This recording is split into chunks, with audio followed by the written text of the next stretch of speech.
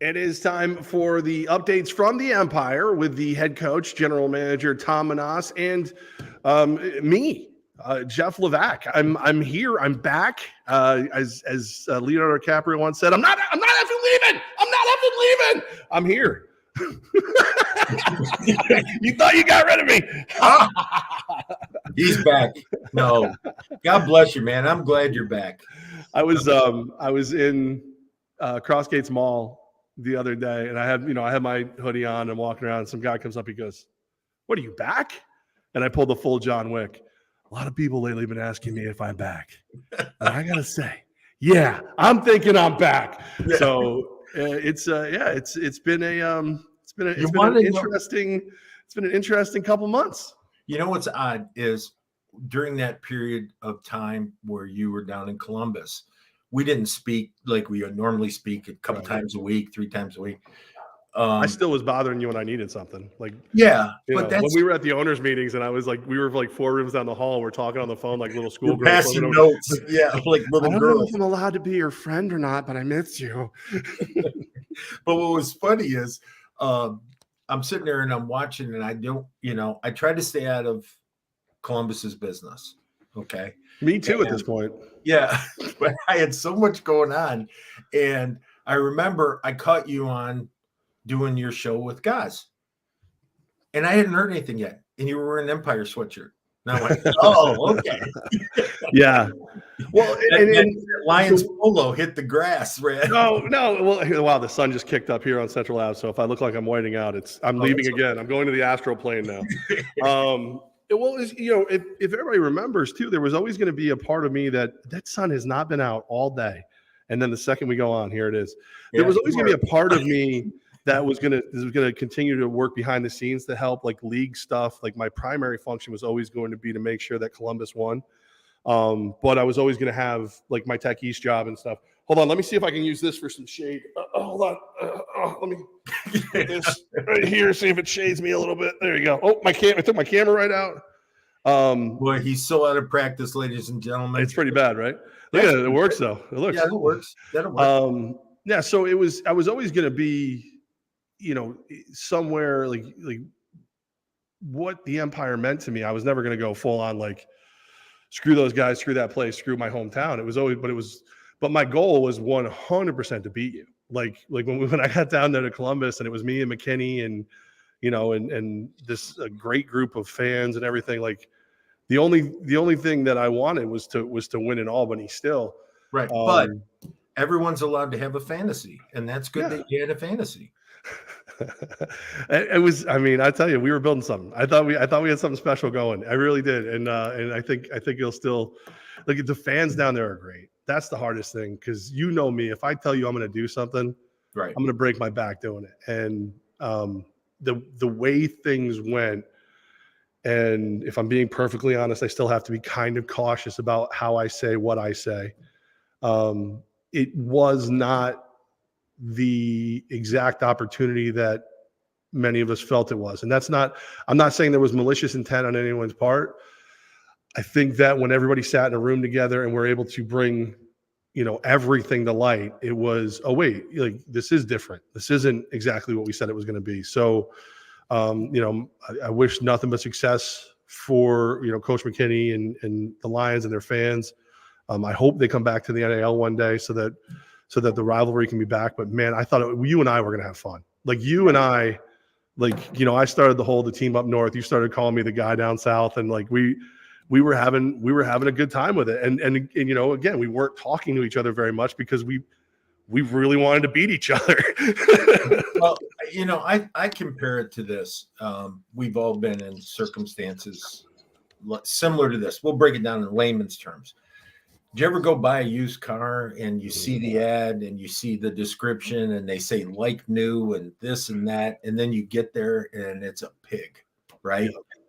And you just go, hey, you know what? Thank you for your time, but I'm really not interested. That's all I'm going to say. Is sometimes it's just not as described. We'll just leave it at that. And perfectly honest with you too, I'm extremely happy to be home. This is you know what this team has meant to me even before even before it was ours. And I'm happy to be home. If it had to go the way it went, thank God for Mike Korda and Matt Woods and you and everybody who, the second it was, oh, so you got some free time, do you? Like, come on home. Because otherwise, like I'd be sitting on my porch right now going, what do I do now? But I mean, on a Pop Warner team around the corner or something. The reason I think it's a blessing, aside from, let's forget about the professional aspect of it. You coming back, being an integral part of our formula, our Empire Way, right? You're a piece of that puzzle that would sorely be missed. The one thing that I was the happiest about when you decided to come back was for your daughter. And to me, that meant the most, because I know how much you love her, and it would have been, I'm sure you'd have done it. Yeah. I do it. Right. Okay. But it's not fun. That's not the fun part of the job, being away from family for that long. No. And to perfectly honest, I've definitely been punished for my short time down south. They're going to remind you of what you did. You were prepared to leave me. Yeah, I can. Yeah. And no, she'll never say why I'm being punished. I'm just being punished. So yeah, it definitely was a thing. But again, I knew it was, that to me was a cool thing. And the fact that, the three amigos, the original amigos, me, you, and Mike, and then now Matt, the four amigos, and Damon, obviously the five of us, we got the band back together. We almost got Okoyono there for a minute, but now we're in a good space. So yeah, we're gonna, and it's gonna be, there's things I learned that I think I can add in now in that short period of time. I don't want to know anything that they did, because it doesn't work. It's not true. It's not true. The fan base down there, I'm going to tell you. I'm talking about from a football standpoint. Oh, listen. How many times we play them? 5-6 times. They've never beaten us. Yeah. So don't teach me anything of that stuff. The day I come into your office and start talking X's and O's. It's the day I quit. Well, no, it's the day that you check my desk to see how much I've been drinking at work. Right. That's just not like, I know my lane. I know what I'm going to come in there and be like, I don't know how I've heard of I formation, but it sounds lovely. I literally had a coach apply about a month and a half ago who wanted to implement the triple option. And I said, have you watched arena football at all? And it's funny you say the I formation, because, it's, we kind of use that, but the point is that it's just, look, it's a chapter. The chapter gets, you close that chapter. And the nice thing is, and this is the thing I'm probably happiest about, and you're very fortunate to this because of Mike and obviously us, is that you had a soft landing. Yeah. And it could have been horrific if we, because you transplanted, you did all this stuff, you did all that. And, it's nice to know that our football family was there for one of us. There was, not to, again, obviously, like, these kind of things don't happen without some serious turbulence. You know what I mean? Like, there's still a lot of people down there that if they called me and asked me for help, I'd help them out like that. But like, there's moments, and we'll say individuals. I'm about to get on the plane one of the times I'm headed down there, because I was splitting time between the two locations, for my family and for my other job. And I'm about to get on the plane, and I started just like, I felt tight. Like, I felt like that first time you get on a plane where I just didn't want to do it. And you hate flying anyway. I already don't like flying. And I'm like, I'm freaking out a little bit. Mike happens to call me right that second. And I'm like, what's up, man? He goes, just checking in. I'm like, dude, I think I'm having an anxiety attack. He goes, what's going on? I go, well, I'm about to get on a plane and head down to. He goes, don't do it. Just come back. Like, it was like Mike is that guy where his friend is having a problem, and he knows solving that problem is going to cause him more problems, but he'd rather solve my problem than deal with any of it. And then, that was actually a really good trip. Got a lot of good things done. I will say the number one reason I'm happy to be home in Albany, New York, is I saw a full-size bird caught in a spider web in a tree in Columbus, Georgia. And if a spider can catch a bird, that's not where I belong. That's not where I don't move fast enough to get away from a predator of that quality. Oh no, trust me, you're way too big for a bird. Okay. Well, yeah, but that's the thing. A pterodactyl or something to grab you. You know me, Coach. I love a lot of horror movies. In my mind, I'm thinking to myself, "Wow, that's a big spider." No, that's the baby. You know what I mean? And next thing you know, I'm hanging in a cocoon like the Hobbit out back, and it was time. It was time to come home. Oh my God. So we're back. We're gonna have a lot of fun. Okay. Obviously, we're gonna try and run this thing back again. And right. I mean, 2 trophies now. We need a third. So we'll keep it rolling. I will tell you that I like to think of myself as being a very driven person for a goal. Right. I've never ever been more driven than this year, in winning a third championship consecutively. Not me, us winning a third championship consecutively. Players, coaches, front office, everybody, our fans. That's the biggest thing to me, is because someone, and it was not necessarily a big Albany fan, had messaged me, and I don't know how these people get my number, and messaged me and said, if you win a third one, that makes you a dynasty. And I stopped for a minute and I thought about it. And, from the very first day I was hired, I said, win 1, you're kind of lucky, but you're okay. Win 2, you're pretty good and you're doing things. Win 3, you're a legend. As always, the way I always look at it is you're legendary, because in the record books, showing that boom, boom, boom, and seeing those banners side by side is something significant. And very rarely in life do you get a chance to do that. Right. And so I thought about it and I said, yeah, we definitely would be a dynasty at that point.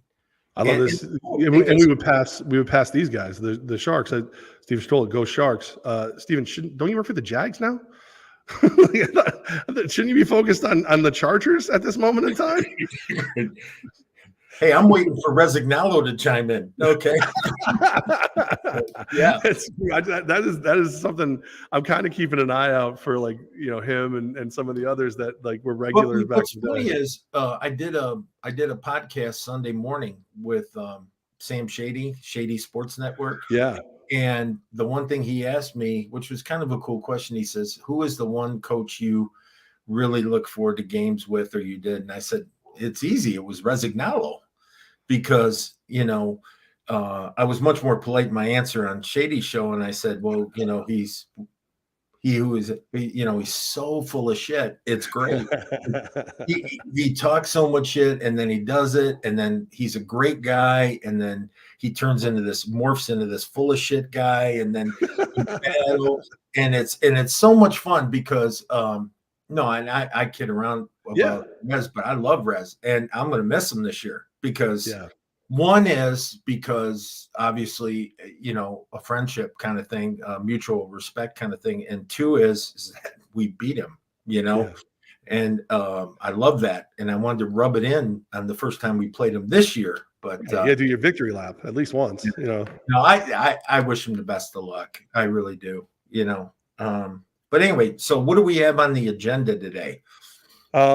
We're just over my show. I know. Listen, you answered when I dialed in, so this is all part of your problem here. Ryan Williams wants to know what my title is with Albany. As you know, I've been many things. Matt Woods is now president, and I think he is far more suited to that title, to that role than I am, because he actually looks professional when he walks into rooms. Well, that's what I was saying. 2 reasons. He has a suit. That's one.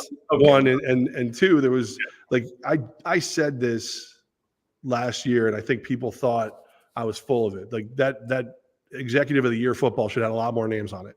So I've never been a title guy. I don't really care about titles. My saying is titles are traps, because 9 times out of 10 people hear what your title is and they think that's what you do, and worse, sometimes you think that's all you do. But I will be the director of media relations for now, which is kind of like where I live anyway. It's more of my thing. And whatever else needs to get done. I like to call myself net. I catch the crap nobody else wants. That's what I try to do, so whatever. You can't have that job. That's my job. Well, there's a lot of crap. We're gonna need more than one net. So director of media relations is what will be on the business card. Actually, I think I still have a bunch of president business cards. I'll give them out just to make Matt mad. But it's a full team thing here. Titles Titles are great, but Well, it's that really old adage that, it's amazing what you can get done when you're not worried about who gets the credit. right. Right. And, that's how our coaching staff has been, and I think will continue to be, is that, we're getting ready tomorrow. We have another coaches conference call, and we start Zoom calls with the players next week. And we've got, a bunch of different stuff that we're going over and trying to make things better. And it really isn't about, I can pick up the phone and say, hey, Coach Ware, will you do me a favor? Will you get on our Facebook and do the blah, blah, blah, blah, blah? And hey, no problem. And then he can call me up and say, hey, will you talk to this kid? I saw him and da, da, da. And so we're constantly trying to bounce things off of each other, get different opinions. And then when it comes down to it, if it comes down to shoveling shit, we're all grabbing a shovel, It's just the way it is. Absolutely. So yeah, from that standpoint, we're okay. I got you said Facebook, and I went the other day to post for the players and coaches. Like, there's a website where they can get their tax information. And everything. You kicked me out of the Facebook group, man. Oh no! Well, of course, yeah.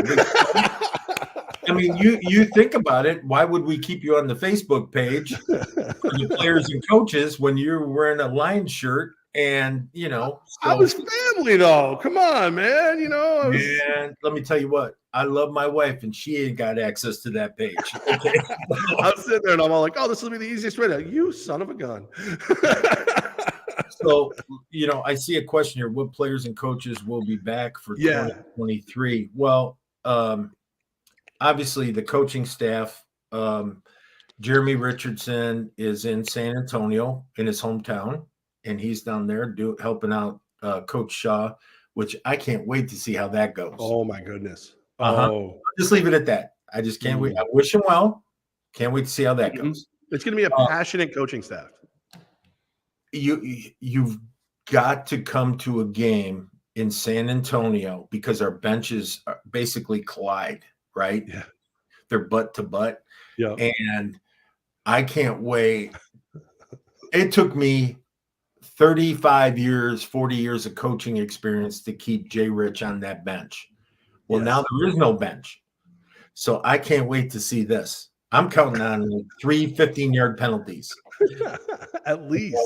Yeah. I might come to that game just to see if I can set him off. I always Jay Rich and I had that relationship where we were thick as thieves, but I could needle him. I could get him going. Well, so now we got we have he's gone, and then Coach McKinney went to Columbus. Yeah, and I'll be upfront with you. When you left and they changed leagues, I called Coach McKinney and I said, I just want you to know you would not be jobless. You're one of my guys. If it doesn't work out, you always got a job with me. And I think the biggest thing with Coach McKinney is that his daughter, he's got a small daughter, and he's going to be able to go home at night and be with her and do all that. So God bless him. He always knew he had a place to come back to. I almost cried with that conversation. That was the one where it's because, I said from day one, I'm not going down there by myself. And I poached McKinney the second I could. I was the one originally that put him in the mix. So believe me when I was trying to help Chris get closer to home and have an opportunity to continue to coach and to do all those good things. But all right, so he's not coming back. No. So then we got Michael Custer, and Michael Custer, long resume of arena and indoor football, offensive, defensive line coach. We couldn't be luckier than we are to have him. I think he's going to be an integral part, dialed in on one specific group, and that'll be great. And I'll help him in any way I can. We're going to do something a little differently this year. We're bringing on an intern, Chris Cripperly. Cripperly, my guy. Yeah, and Chris is going to learn our system, kind of work with me on the defense, help me do some things. I'm going to be the defense coordinator 100% this year. And we're doing that for a couple reasons. We're doing that because Coach Ware and I found out one thing, that things run really, really smooth with a small staff. I know Coach Resignalo and I shared a conversation one time, and he had a huge staff last year. And I said, that's going to be your downfall. And he's like, well, why? And I said, because when you get in a coach's meeting room and you already pretty much know what you want to do, and then you say, well, what do you guys think? Right? And if you have 10 people in that room, I promise you're going to get 10 different opinions. And I said, if you have 4 guys in your room and you say, here's what we're going to do, it runs so much smoother, right? Because now you can actually echo a message by the head coach or by the assistant head coach. And Damon, it's easier to function that way. Big rooms get loud, and you would think it'd be easier. It's really not, so we're still looking. We're bringing on James, which is Michael's grandson, who was with the Iowa Barnstormers under, I think, Dixie. And one of the things that he did was he kind of crossed positions. So great quality control guy, which we haven't really had an official quality control coach here. That's a title you hear a lot, Coach. Like, what does a quality control guy do? I mean, different coaches have different job descriptions with it. I'll tell you what ours is going to be. His number one main function is going to be preparation of film, taking of the film for practices, games, breaking it down, giving us our reports based on the breakdowns. So I can call James up and say, hey, James, I want all the first down plays for Jacksonville from last year, or under Coach Gibson when he was at Columbus. I want all the first down plays. Yeah. Right. So pull up all the stuff on Fuller on 2nd and long.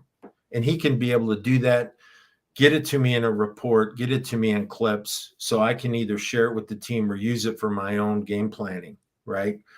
So quality control guys are just so amazing to have that tool in your toolbox, that we're going to do that. But we are what we are, and we have budgets and we have this. So what we're doing is he also has great experience in being an equipment manager. Oh, very cool. So I said to him, if you thought he could do both, that would be even better, which he can. And I wasn't sure on it until he said something to me. I said, we have this certain uniform thing. He goes, Coach, I've been equipment manager. I've never gotten a fine. I've never had stocks aren't up. This isn't right. That isn't right. And I said, you're my guy. Right. I never realized how important equipment manager was until 2 years ago. Like, it's people hear equipment manager, I think they think, custodian, or not that custodians aren't important, but like they don't realize the role that plays in winning football games. Oh my God, it's huge. And also from a business standpoint, okay. We want to give our guys really nice stuff all the time. You know that, right? Mm-hmm. So if I give you a travel sweatsuit, couple shirts, couple shorts, and that's just your swag, okay? And then I have 25 extras of each. And I get an inventory report every Monday. And I say, okay, let me see the inventory. And all of a sudden I see 10 left in inventory, right? Then I know my equipment manager is trying to be friends with the players. I want a guy who's a prick, okay, that says, this is what you got. Oh, my sock store. Okay, no problem. We'll get you new socks. Bring your old socks with you. Right. Okay. Right. I want a guy who says, oh, I lost my T-shirt. And maybe one time you say, okay, but when you're on the 3rd and 4th time and you see his girlfriend wearing the T-shirt and his mom wearing the T-shirt and everybody else, it's not fair to the other players, right? So we want an equipment manager who's accountable to me and the football team, but also accountable to Mike. Because, that's where a great deal of money flows through in our budget, is how we protect and take care of our kids. So, and like you said, all of a sudden, I don't have something for a guy who needs it as opposed to a guy who just wanted it. right. And I always want to make sure that when we get something, it's, if God forbid we release that player, take it with you, man. You earned it, right? But I also want to have another set waiting for the new guy coming in, so he's not one of 25 guys walking around with, his old college stuff on. Right. So it's always about making sure that you take care of your bottom line, and I think James is going to do a great job for us. But that's essentially the staff. Nice. And we're going to be super efficient in how we work. I may add one more intern, which I'm looking at doing. But other than that, we want to keep the box not crowded. We want to keep it efficient. We want to keep the chain of communication short, meaning that it doesn't have to go through layers to get to somebody. And I think it'll work out well for us. Love it. And then obviously, as far as, players go, Darius Prince is coming back. And, that's a guy that he's become a friend of mine. And the fact that I wasn't able to talk to him directly for a while, like we would text in groups with like Mike or whatever. So it was like, when the Raiders played the Rams and he's a Rams fan, I'm a Raiders fan, like he would talk crap to me in that group. And then you just see Mike giggling as we're giving each other crap. But it's like, then all of a sudden I'm like, dude, you can text me directly. I actually don't even have a job at the moment. So, well, no. And Darius is a professional. He understands that you can't tamper, you can't commingle, So, no, it's, obviously Darius Prince, the anchor of this whole ship, meaning that or I should say the rudder of the ship is a better way of putting it, because he really does steer a great deal of what we accomplish. But then, Wade, Hollis, coming back, those two especially are scary.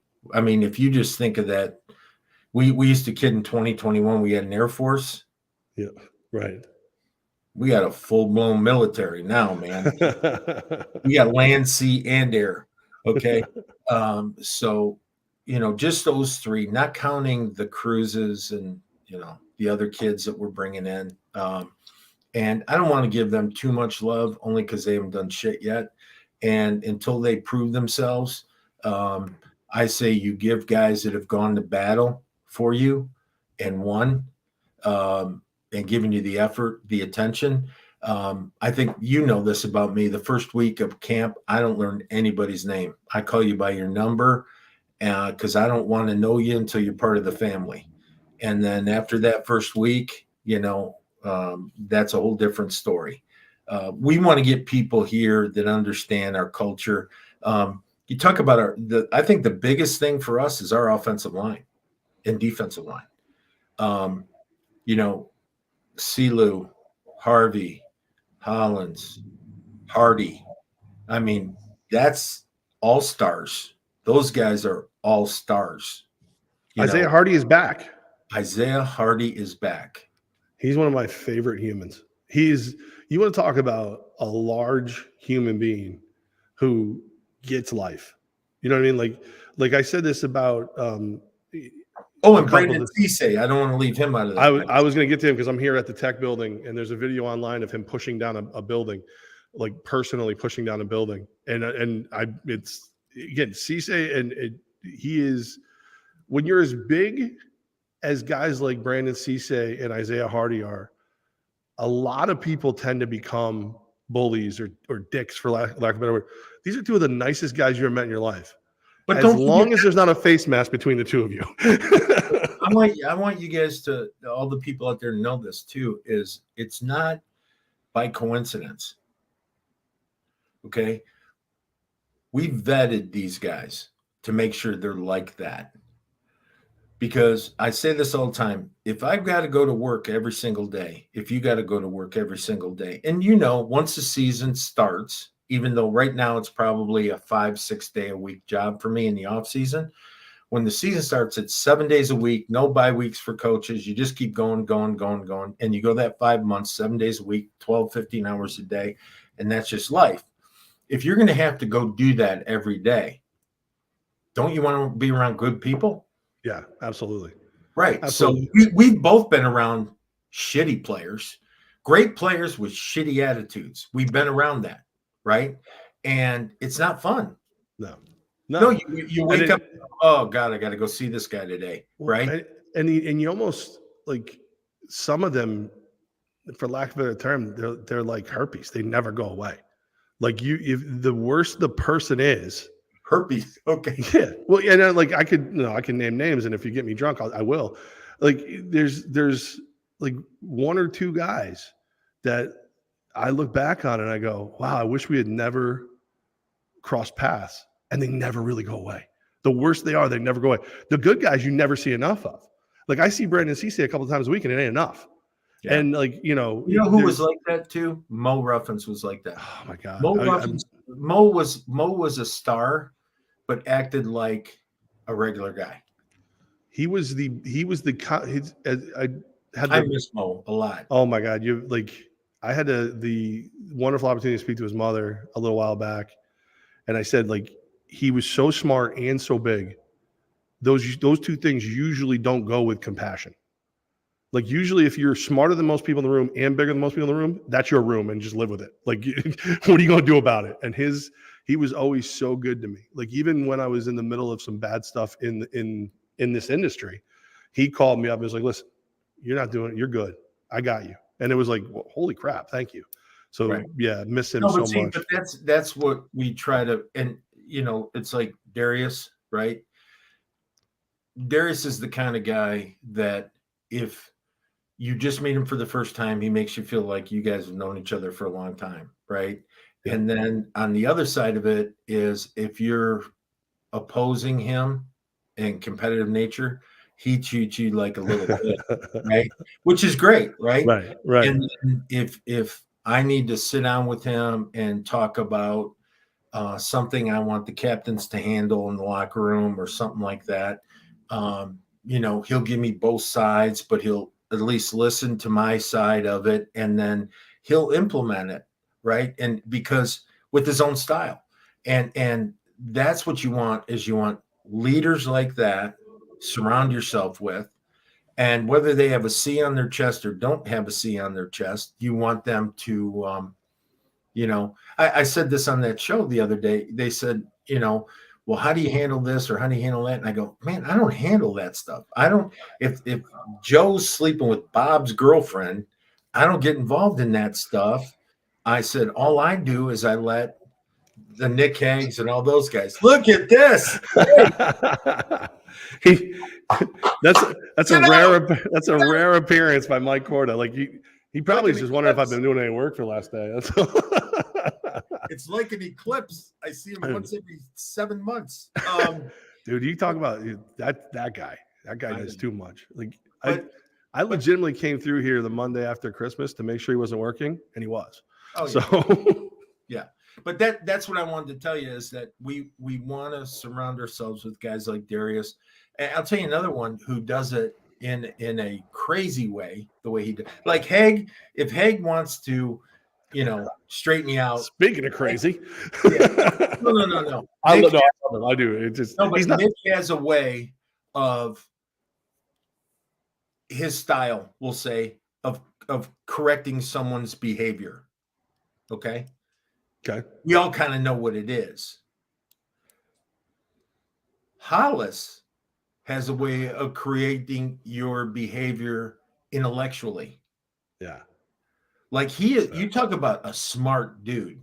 Hollis is friggin' brilliant. He has probably one of the highest football IQs I've ever been around in my life. And that includes coaches, players, owners. I don't give a shit. That guy knows his world, right? So he has a way of leading you by kind of making you feel dumb. And I don't mean that to sound insulting. But No. what I mean by that is he makes you want to get smarter. He Yeah. makes you want to learn and get smarter and be better. And, he'll come running in my office and go, Coach, put on da da da da da. He goes, look at this guy. Every time he does this, he moves that foot. This is out of like a 2-hour tape. And he figured out a tell by that receiver. Right. Oh my God, you're right. And we did flag football. They needed a ref. He jumped in and was reffing the game. Like, he can do anything. He really can. Is he the guy that, like, I know like you're always very cautious to bring one of your former players onto your coaching staff because it's like your players love your coaches, and it's a weird line in the transition. Is that a guy that you can see in the future, like Hollis being your defensive coordinator, your defensive backs coach kind of guy?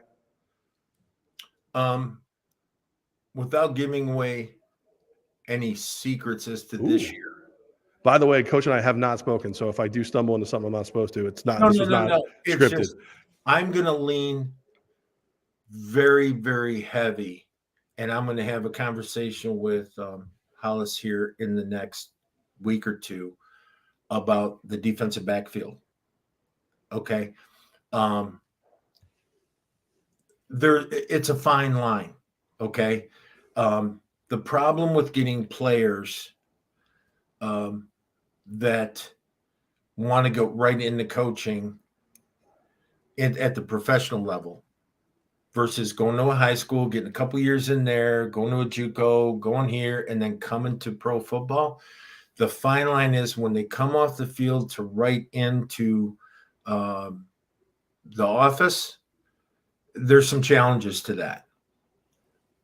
Dwayne, I think, would be one of the people that I would offer a job to the day he retires because he's so intellectually mature in the sense that I think he could differentiate playing versus coaching. Some coaches still think they are players and they coach like they're still players. And that takes some time to get out of your system. I went through it. Every coach, Damon went through it. Every coach goes through that transition. But then once you figure out now that you're moving the pieces instead of, actually being one of the pieces, there's a calmness that comes over you and makes you a better coach.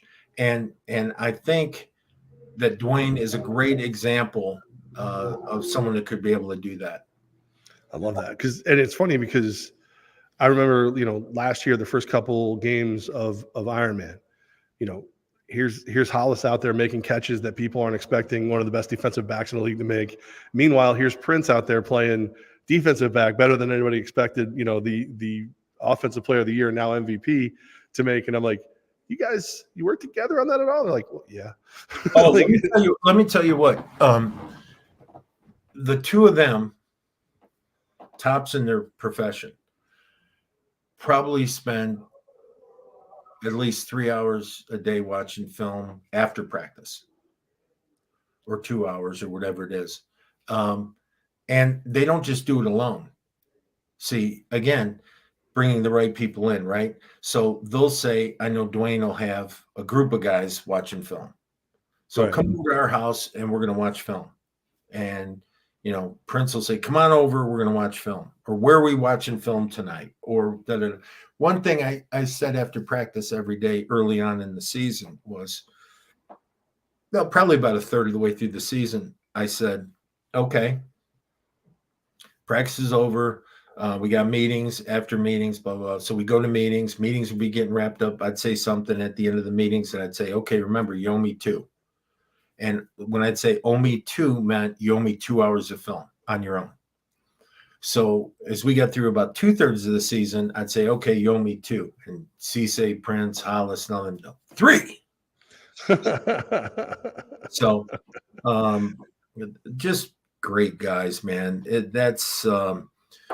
I hope they ride this train as long as it'll keep on the track, because I think not only this year, I think next year, I think the year after that, I mean, we could do something ridiculous here, and that would be great. Cisse told me, because the scum life. He said it's not just The reason the hands out is there's room for 5 rings. So he needs a few more. So I don't think he's going anywhere anytime soon. So, Well, and I think one of the cool things about this group is we have some guys that came on board with us with the understanding that they're going to be in contention for a ring. That's why they came here. Right. And then we have other guys that have won rings here, but are still here because we're not done yet. Like we're not just counting jewelry. We're counting banners. We're counting jewelry. We're counting legacy. We're counting, I tell them all the time, don't just win on Saturday, right? Win every day. So win on Monday, win on Tuesday, win on Wednesday. And winning might be a great practice, watching film, getting your weight training in, eating right, doing all the things you need to do. That's a win. It also might mean getting on the phone, talking to your family, keeping everybody happy at home, doing what you need to do financially for your family, just having a Zoom call with your kids, doing all that's a win. It's not just football. So this group is kind of dialed into that, right? They all understand that when you come here, it's really bigger than wins and losses. It's the entire culture has got to be a win. And then all good things happen from that. All right, so I'm live at the Techies Fire and Water Restoration Studios, aka Empire Offices North. You're at your home in Michigan. It is Head Coach Tom Menas, Jeff Levack, Albany Empire. It's the updates show, and for those of you who are freaked out, like, wait a minute, what year is it? No, I'm back. Like they left the door open. I scurried in, and here I am. We should have called Terminex. You should have. You should have called somebody. The one thing, and you pointed this out to me.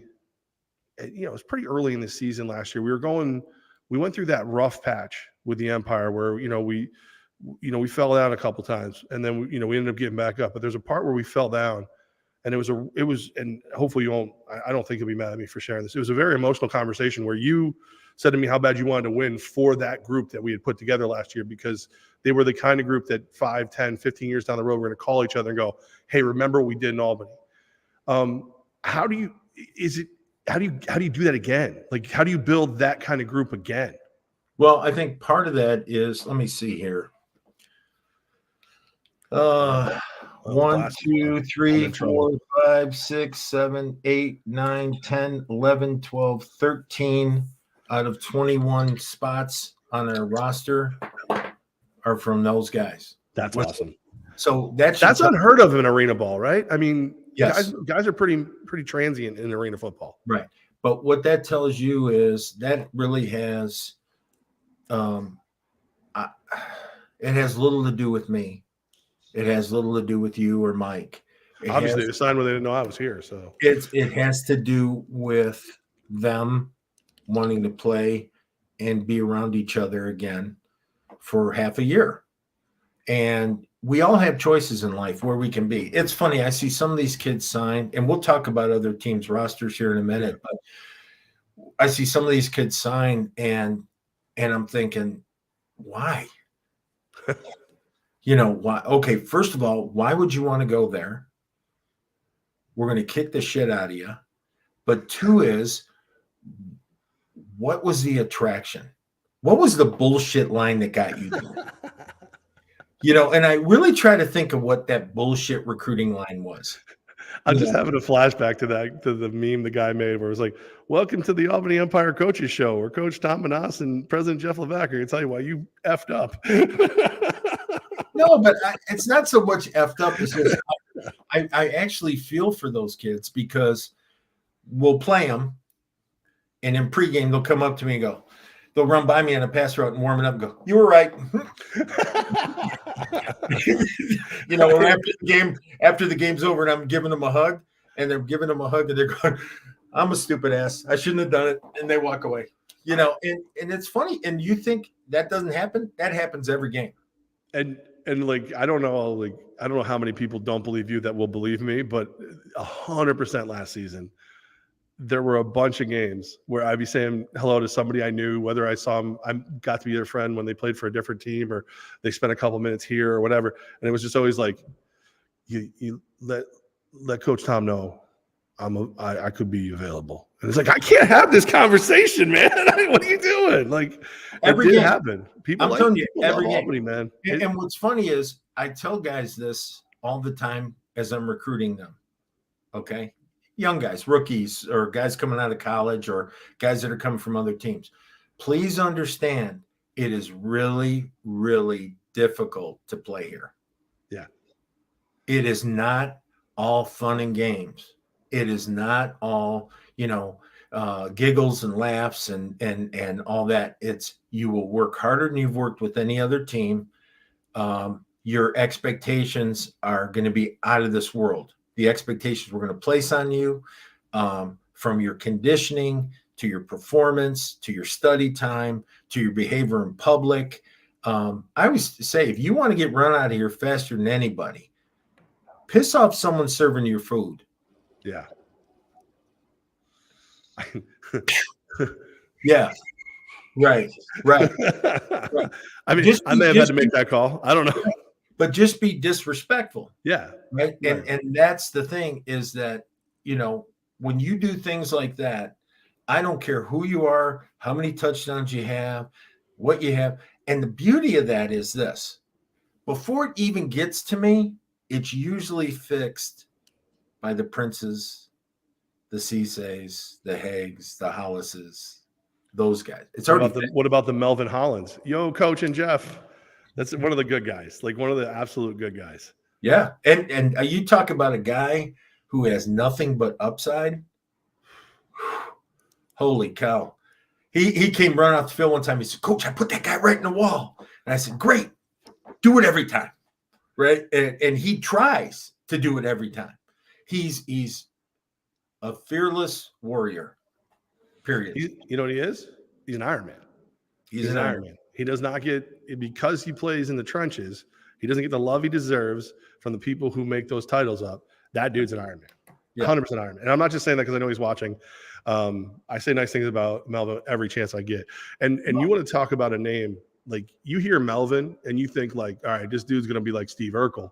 And then you see Melvin and he's like, you see him out there, man, he pushing people. You're right. He's put, how many times did somebody try to rip his helmet off because they couldn't block him or they couldn't get past him. So they'd rip his helmet off. The interesting thing with him was, I think he only came out of like, if I were to guess cumulatively through the entire season, I think he only came out like less than a half a dozen plays. Insane.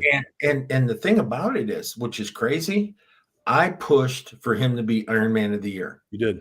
100%.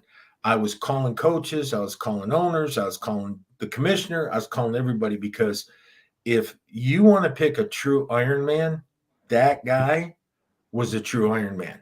Yep. Now, I'm not taking anything away from the kid who won it. No. But he wasn't getting hit on every play. Well, and the thing is, the quote skill positions, you don't have to champion that cause. People see, the catches and the interceptions and the things like that. Like, I was shocked that Dwayne Hollis didn't get more love for Iron Man of the Year. But the guys in the trenches, you have to champion it a little bit. You know what's funny though?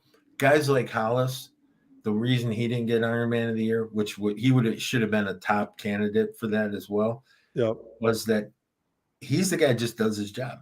Yep. Don't say nothing. He's not one of those guys that's gonna, he may do one of his dances. I was gonna say, I saw him get mad twice last year, and once was because they didn't cue the song for his dance like they promised him they would. They promised him before that they would have his song queued up and ready to go. He made the interception. He went to the 25-yard line. He looked up and they weren't paying attention. And I saw him get. It was the most angry I saw him get the entire year. Right. And then you look at like Darius. The thought process was early last year that maybe Darius would end up being that guy, right? An Iron Man of the Year. Yeah. So we're sitting in the coach's office, and Coach McKinney's like, okay, we can put Darius over here, and we can have Hollis back here, and we can have this. He's talking about the DBs, and I just had this epiphany, and I said, you know what? we're not going to take this guy's going to have an MVP year, and we're not going to risk Darius at, when you hear the word specialist, it gets overused. It's Right. not overused with him. Like, he is a true. Now, can he play DB? 100%. If I'm in a jam and somebody's killing us, I can always grab him and say, okay, you're no longer the OS. You're going to go play defense too. And he'll go, okay, just tell me what I got to do. Right. And he's that guy. But when you think about guys like him, quarterbacks you always know are going to be an OS. But you think about a Darius Prince, you take Darius Prince out of the equation, we don't win the championship. Oh, I agree. I don't want him to hear that. But I want him to hear it. He should hear it. Hey, listen, there comes a point where you're the top dog, right? Yeah. There comes a point where you're the guy. Now, you can either act like Aaron Rodgers, or you can act like Prince, which is cocky, backs it up, fearless, runs in the walls, does everything he can, will play with my grandson the night before championship game, will love on his family, his child, his mom, his family, will do all the things necessary. And that's why this year I'm the most excited for one player,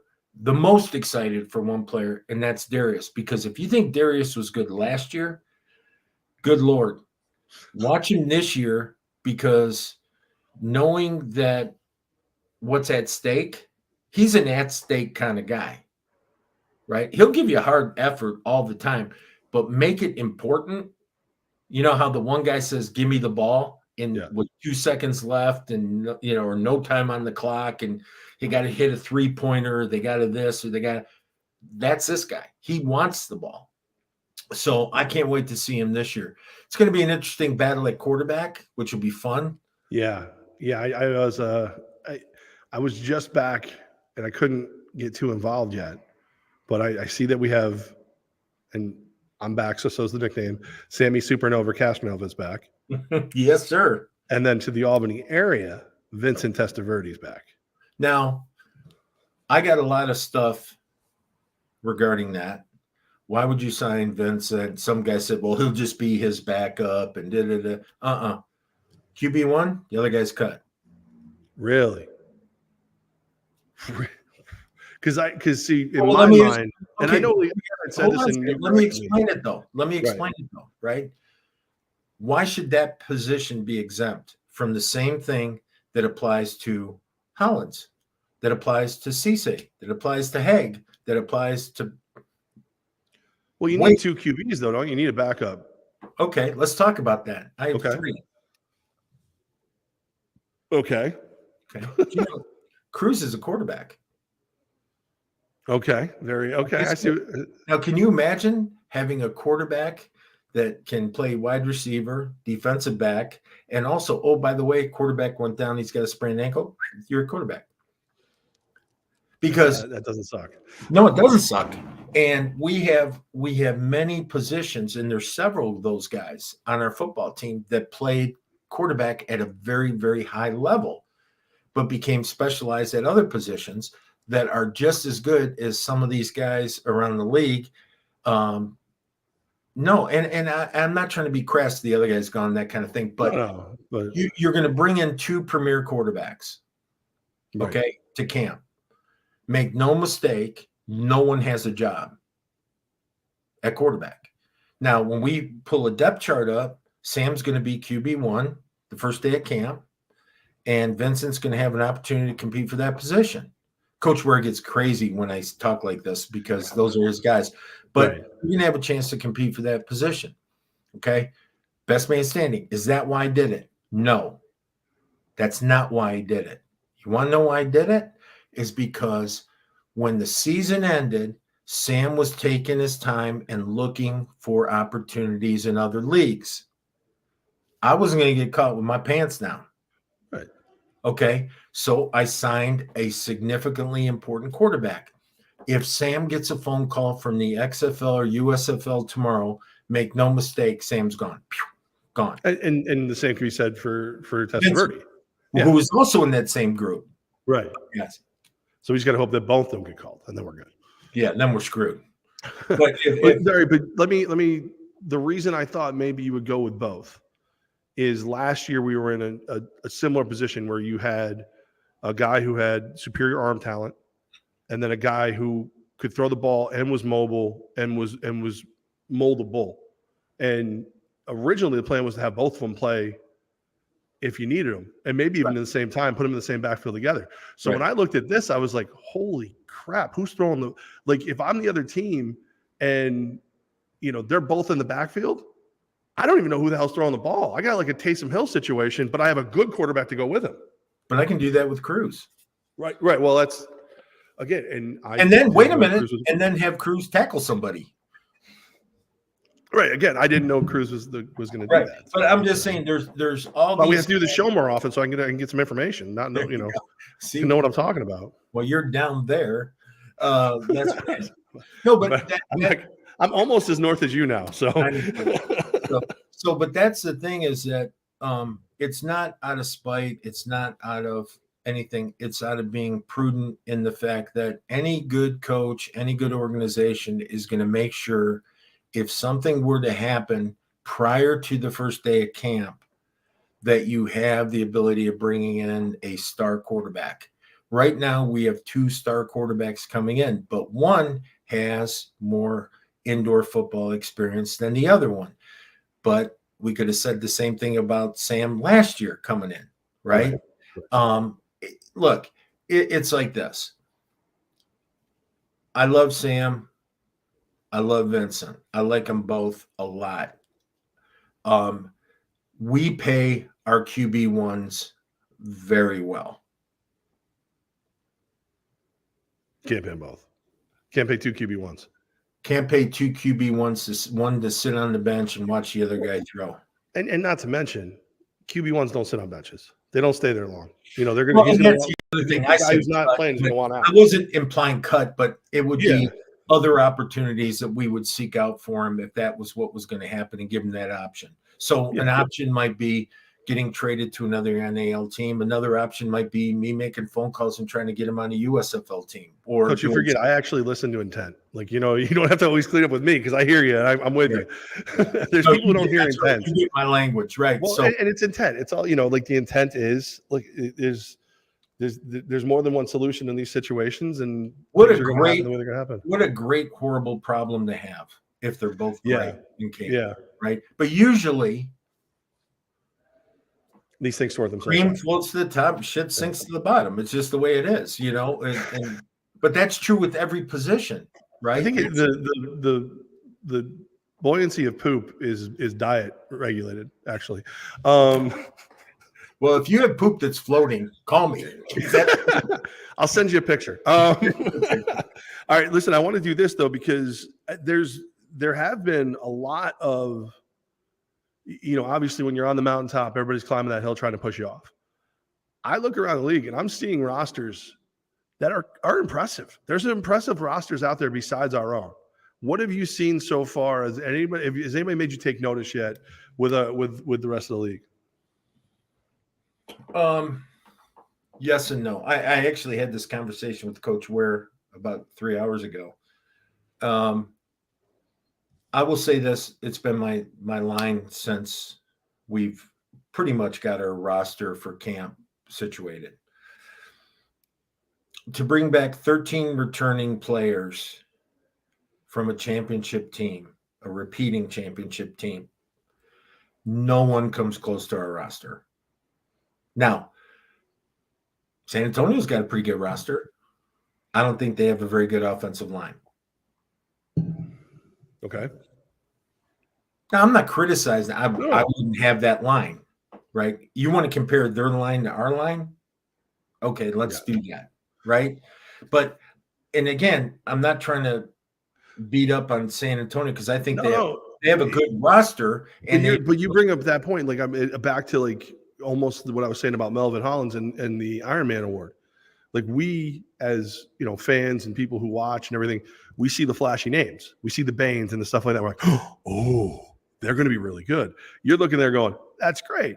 Bain can't throw if no one's protecting him and he's on his ass. Like, and that's the same for Sam and Vincent and everybody else. You've got to keep those guys upright.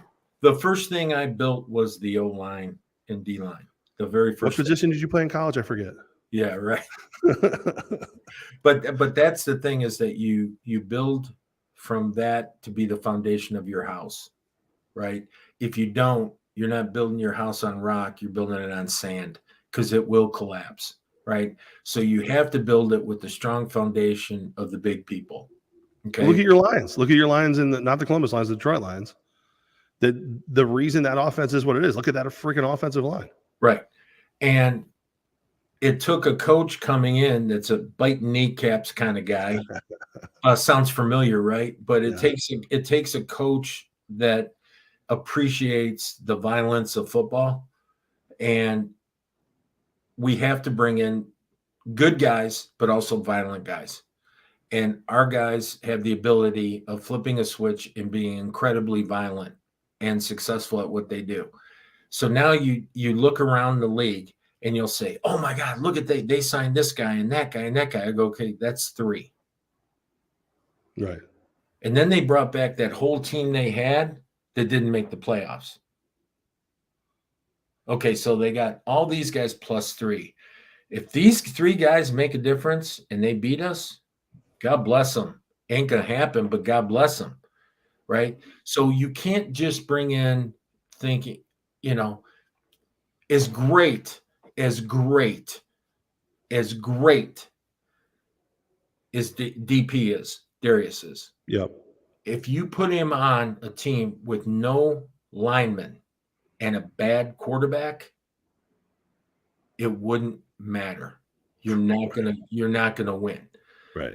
You surround these stars with what they need to build on to be successful, and you got it, man. You got it 100%. I just don't see. I see smittens, whatever the word is. I see little parts. I think Jacksonville's got a pretty good roster. San Antonio's got a pretty good roster. Carolina's got a pretty good roster. West Texas, I don't know yet, because whatever. And they've got a couple guys, I think the Starks and the Makins and all that. All I know with them is, keep your head on a swivel, because there's some, I'm not going to say dirty, but big hitters, we'll call them. Big I ain't calling them that either. That's a compliment. But my point is, have your head on a swivel and do what you need to do. But again, parts of a whole, okay? And I'm not taking away anything from, those 2 players. They're both really good players. And I really like Patrick. But again, it's 1 or 2 guys are not going to make your team all of a sudden become great. Like there is no creeping formula. And you can say, well, coaching does it. Okay. How'd that work out for you where you were last time? I feel pretty good about my coaching. No. What I'm saying is, let's say now you have a bigger budget. No, I'm not trying to be critical. No, I'm teasing. But now you have a bigger budget. You have this and you have that, and you're still missing these pieces. But you're a better coach than what was here before. Okay, but it didn't work last time. Is it what's going to make it work this time? How did you morph into a championship in the offseason of 7.5, 8 months? How did you morph into that? What did you do to be better? Not only better than you were, better than we are. I only know one way to get better. Players. Yeah. No coach. No, I said this again yesterday. No coach has ever won a championship. No coach has ever won a game. I don't care who you are. Not Belichick, not anybody has ever won a game. You've had influence on a victory, but you've never won the game. The guy who won the game was the guy blocking that outside edge end. The guy who won the game was the quarterback. The guy who won the game was the center who had perfect snaps that whole game. The guy who won the game was the guy who had 5 rushes on the QB on defense. Those guys won the game.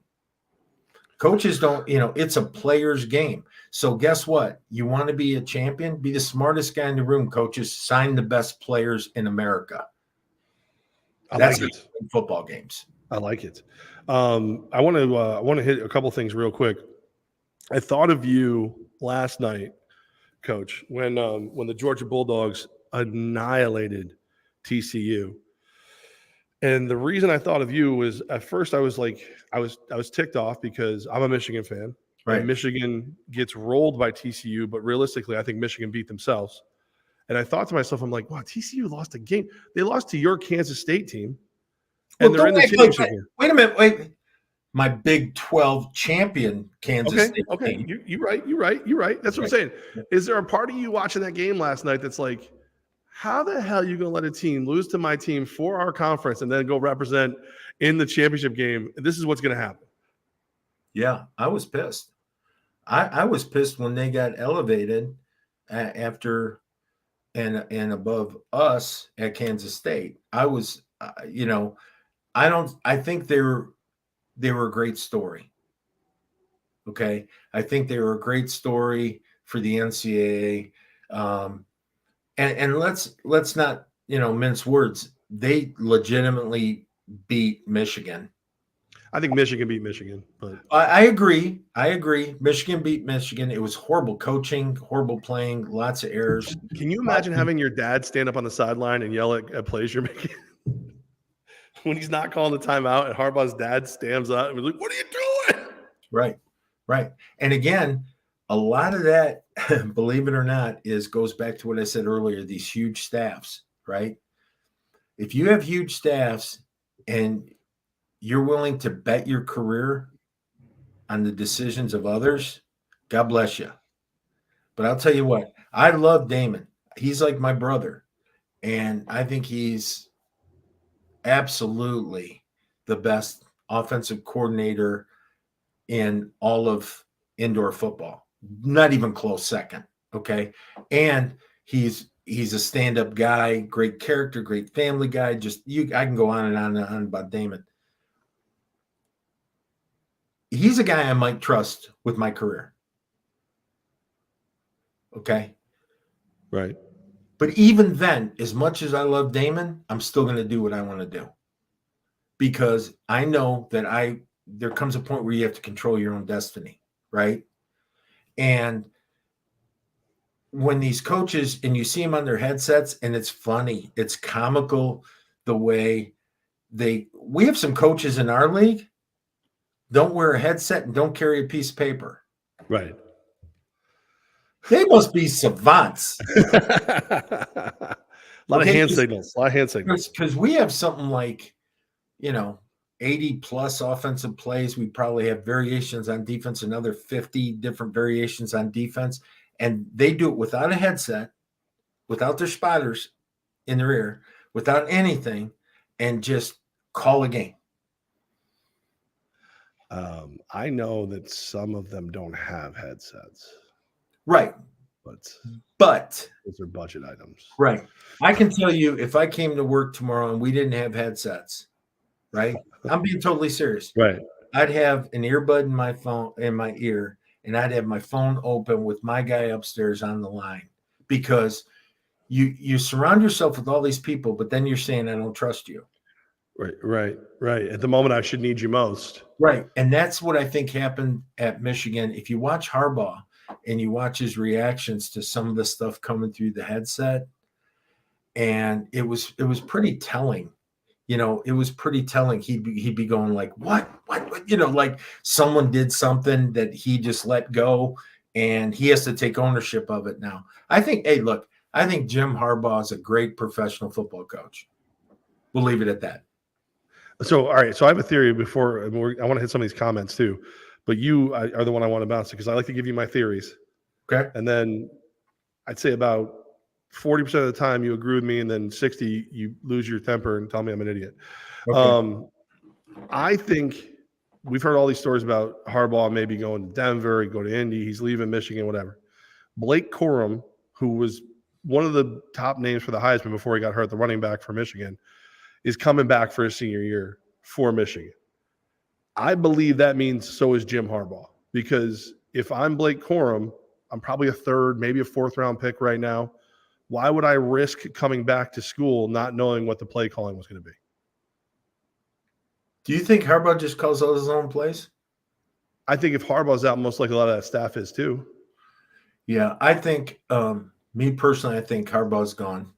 Okay. Because he has, as of the last 10 days, he's under NCAA investigation I saw that too. for violations, right?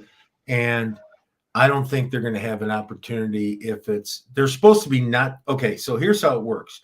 When the NCAA says we're investigating, but it's nothing, they call it nothing major, like not a major violation. Okay. So a lot of times what that'll mean is you went over your allotted practice time, or you had an extra meeting when you shouldn't have meetings, or you put cream cheese on a bagel when you shouldn't have. Yeah, right. Right. Hey, I ever tell you I got reported by the NCAA? No. Yeah, no joke. I had a booster send flowers to my dad who had a heart attack. And that's in it. And someone reported compliance reported you for that. Okay. Right. So I mean, back then I think that's when I do the whole like, okay, you're good. Yeah. I won't worry about that another time. Yeah. Back then it was way worse than it is now. But so it's a minor infraction. It's not minor, but it's like middle of the road infraction, right? It's not giving you a major competitive advantage. Harbaugh, his is major. Yeah, the recruiting violations, right? During COVID and everything. And he knew that he was doing it and didn't say anything. So when you have minors versus majors, I think Coach Harbaugh is a really good professional football coach. I think he would be served very, very well to I think he's taken that train as far as it's going to go. I know Ohio State's going to rebuild and get monster, and all these other teams are going to get monster, and I don't see anyone beating Georgia. Good Lord. And so you start building and building and building, and all the competitive nature of the NCAA. In the NCAA, how many guys, how many teams, I don't know the answer to this, maybe you do, how many teams compete for a national championship every year in Division I football? It's got to be like in the hundreds. Yeah. It's I think it's actually almost 200. I'm not positive. Okay. I don't I thought it was like 177 or something. Yeah. Right. How many teams compete in the NFL for a championship every year? 32. Well, actually probably like 18, but right. But you can see your odds are way better of being successful just based on odds, right? And then there's not the recruiting violations. There's not the, big brother NIL deals and transfer portals and and to me, at this stage of his career, I would think he's going to take. Isn't Tapper calling him like every other day? Oh, he's being offered a boatload of cash. If Denver doesn't get Sean Payton, they're offering a boatload of cash. I mean, you know me, so I'm a Michigan and a Raiders fan. Right. So, what better way to ruin my football experience than to have Harbaugh and Carr both go to like the Colts? Yeah. And then the Colts beat the Raiders in the playoffs if the Raiders ever get good enough to go back. Right. That's probably what will happen. Again, it's just opinion. If it was me personally, I would thank the university for living with me through the hard times and getting me to where I need to be and all that good stuff. And then I would just say, I'm going to do what I think's best for me and my family. And especially the violations. It always seems dirty to me when the coaches run after those, but at the same time, it's probably dirty, but it's also smart. Right. Well, because you take some of the spotlight off too. Look at Pete Carroll. Yeah. Look at Calipari in basketball and Pete Carroll and all these other guys. But I'm just saying is that it's probably, it wasn't like he had strippers or something. It was the fact that he was trying to make his football team better. And he was trying to work on the very fringe of the rules of the NCAA.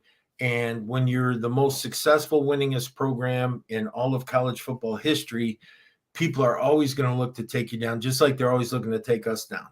And that, well, it was weird too, because when he first got back to Michigan, he was doing like the videos where he was hanging out with the recruits, and it might have been Hutchinson or somebody where he was like Netflixing and hanging out at the house, and playing video games and all that. Yeah. Right. Climbing trees with the little brothers and stuff. Right. And then all of a sudden those videos went away.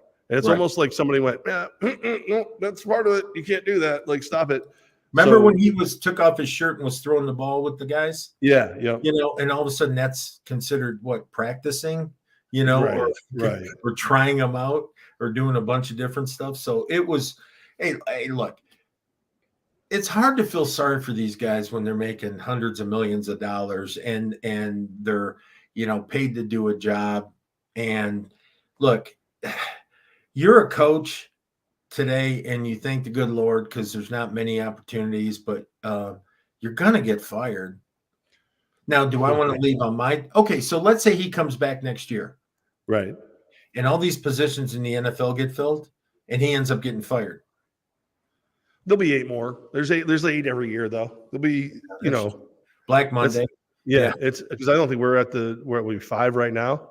Some tells me there's at least 3 more coming. Could be. You know, so, but I don't know. I just need, my Yankees blew it. My Raiders blew it. My Wolverines blew it. I need some good news and, you know, at the pro ranks, you know. Yeah, and you know, start rooting for Kansas State, man. That's all I can say. I used to love K-State and Texas Tech when I first started wagering.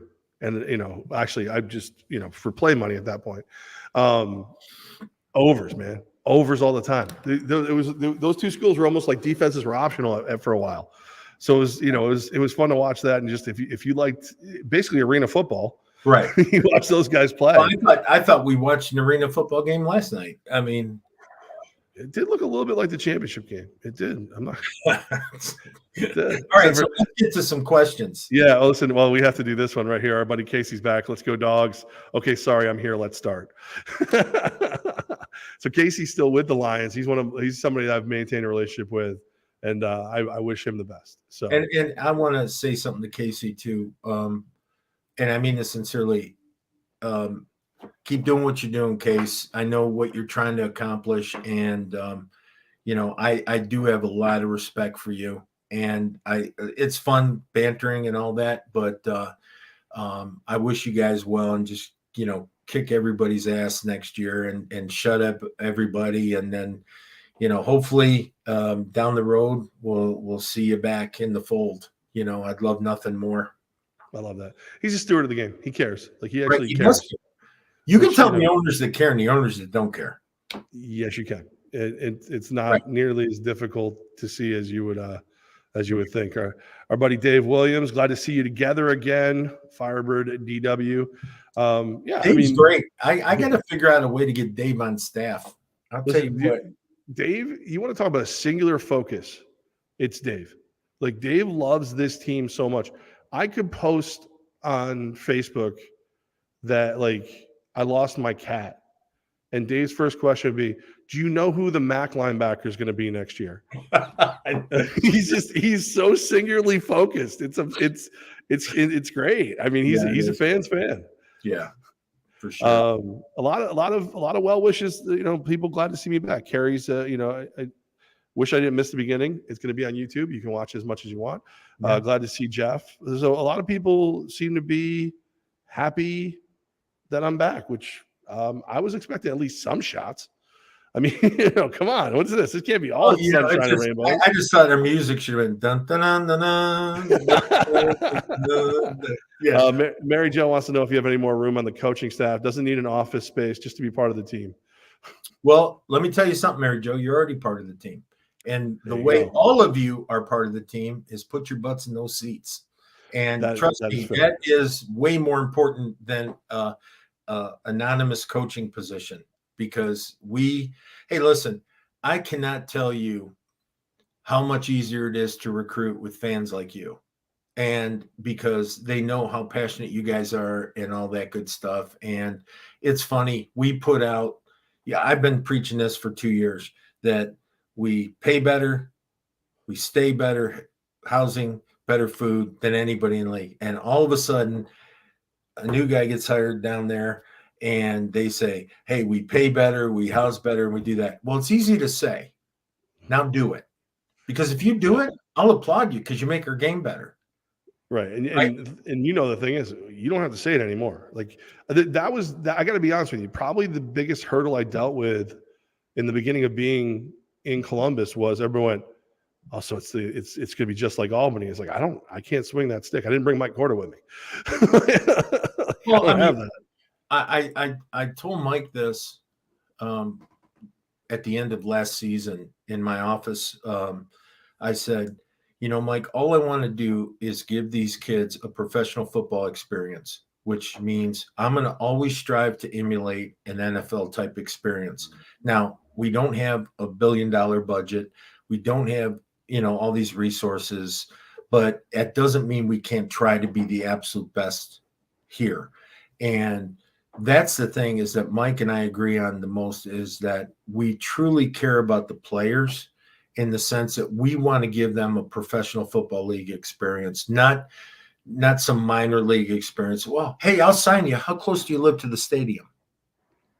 Which, I mean, is a plus. I just want to, I'm not gonna lie, the closer you are. But that's not, so I base your talent level on your proximity, so I don't have to pay for your housing, or I pay for, or that way I don't have to pay for your dinner because you're going to go eat at home. Come on. I'll tell you what, if you look at the demographics of our football team, we have one player that's played here and doesn't live here anymore. He lives in Florida, and that's Vinny right now on our roster, Vincent Testaverde. And he was in Albany, but I don't think we have one player that is from the capital region. Well, now Brandon Cisse, he liked it so much. But he's a transplant to here, right? So he's a guy, and this is what I tell these young players. He's a guy that stayed with the team, was loyal to the team, did everything with the team, great in public, and he's built his brand up. So, I don't think it. Yeah. Biggest compliment to Brandon Cisse before we get into a couple more comments and wrap. One of the guys from Tech East, Don, I love Don. We never have a crossword for each other. Don came up and he goes, when's camp start? So I was like, it should be this day approximately. He goes, fine, I guess you can have Brandon back. Like, he doesn't want to give up Cisse. He doesn't want, Cisse's doing such a great job here at Tech East. Nobody wants to give him up. Well, and he's like that, he's just that you remember the day I met him? He was walking in the tunnel. I hadn't met him yet. And I had just gotten hired, and I'm walking down the hallway, and he's walking the other way. And we'd only spoke on the phone. I see this behemoth, 6'6", 320-pound guy walking down the other way, and jacked, not fat, jacked. Right. And I walked up to him, and I don't think I said anything. I hugged him. I said, thank you. Jacob wants to know, is the schedule going to change since the Lions are not in the league? Yes. Yeah. I think that's all I'm saying. Yes. Yeah. No, well, because go ahead. I talked to Chris this morning. Oh, you did? The commissioner, yes. Chris Siegfried. Okay. And I asked Chris, I said, Chris, part of the schedule, and the reason the schedule, I get it for the fans, and I get it for season ticket sales, and I get it for all that, is important, but it's also important for coaches to know where you're going to be on a certain day, how bad travel is going to be, when you got a bye week, when you have all those things. It's an integral part of us putting together, like Coach Ware and I will sit down and we'll actually do our entire schedule for the full season. And it's based on our schedule, like what days we're going to have heavy in pads, what days are in shorts because we're traveling the next day, so on and so forth. So I said, it's very important. I know this. And he said, I'll tell you this, Coach. He said it will be out early next week. Perfect. That's good. So that's from the boss's mouth. Right. Which is very cool. Steve. One other thing. To reiterate, 100%, no ifs, ands, or buts. Nets are in. I was just going to bring it. So Steve asked, all we want to know is we have enough footballs for all the touchdowns. We'll have to, or we have to give them back. The Nets are back. The So, Nets are back. So so let me tell you what, fans, as you're purchasing your tickets, yes, you yeah. might not want to be behind that net. Well, I heard Brendan today. Somebody called 518-714-2200. Brendan's walking through the tickets. They asked for end zone. He goes, I want to be clear because a lot of people ask for end zone is because they think they're going to get a bunch of footballs. You may not. The Nets are back. And like I was like, good for you, Brendan. I would have been like, yeah, sure, whatever. Here you go. Take your seats. But you know the rule on the net, which is interesting to me, is that the rule on the net is if, let's say, Mark's going for a deuce, but he kicks it over the net, that's a penalty, and it comes out to Really? the 20. I So, didn't. No, I don't remember that. right. That's so bad. So it's very. I mean, again, if it were me, I'm just saying, where those nets end, I would be. Remember that section we had, that crazy section that went up like this in the corners of the end zone? Yes. That's the place to be. Yeah. Well, Because that I was thinking and also like the red zone, because that's where if there's ever going to be a flare out, that's probably where the ball is going to go into the stands. yeah, I think being on the sides and the corners Yeah. is the way to go, because I don't want to. They don't really obstruct your view, the Nets, but you're not going to get a football. No, but it's so exciting. It's so freaking exciting. I love it. I missed it. I miss it. I mean, think of it, bouncing off the crossbars. How about Hail Mary with no time left off the net instead of right jump ball, right for a jump ball, and you got guys like Cruz that can jump, and slam the ball with their elbows. So you got all that going on, and so that's going to be a huge part of this. It's going to be exciting. I was waiting for this one. Ryan, geez, looks like the grass isn't greener. Just kidding. Glad to have you back, Jeff. I will be honest. The grass is very green in Columbus, Georgia. No, it's shit brown. Literally the grass. No. No. I will say, like, listen, I was never going to make a lateral move. Let's just be very clear. There was never going to be me going, hey, I was the president of the Empire yesterday. I'll be the president of the Lions or this or that tomorrow. It was a chance to go and do my thing and get an ownership stake. And it just didn't work out. And I'm not upset about it because I'm home. And well, care about. Okay. So the can of worms is open, right? So let's just empty it real quick. All right, I'll do my best. So Columbus. Yes. Not only wasn't a good fit, we'll just say that. Good fit. I like that. Yeah. Okay. But also they weren't a good fit any longer with the NAL. And so now they've gone on to another league. Okay. And I'm not going to get into specifics of why they left. I don't know. It's their business. I don't really care. But okay, so they've gone on to a different league.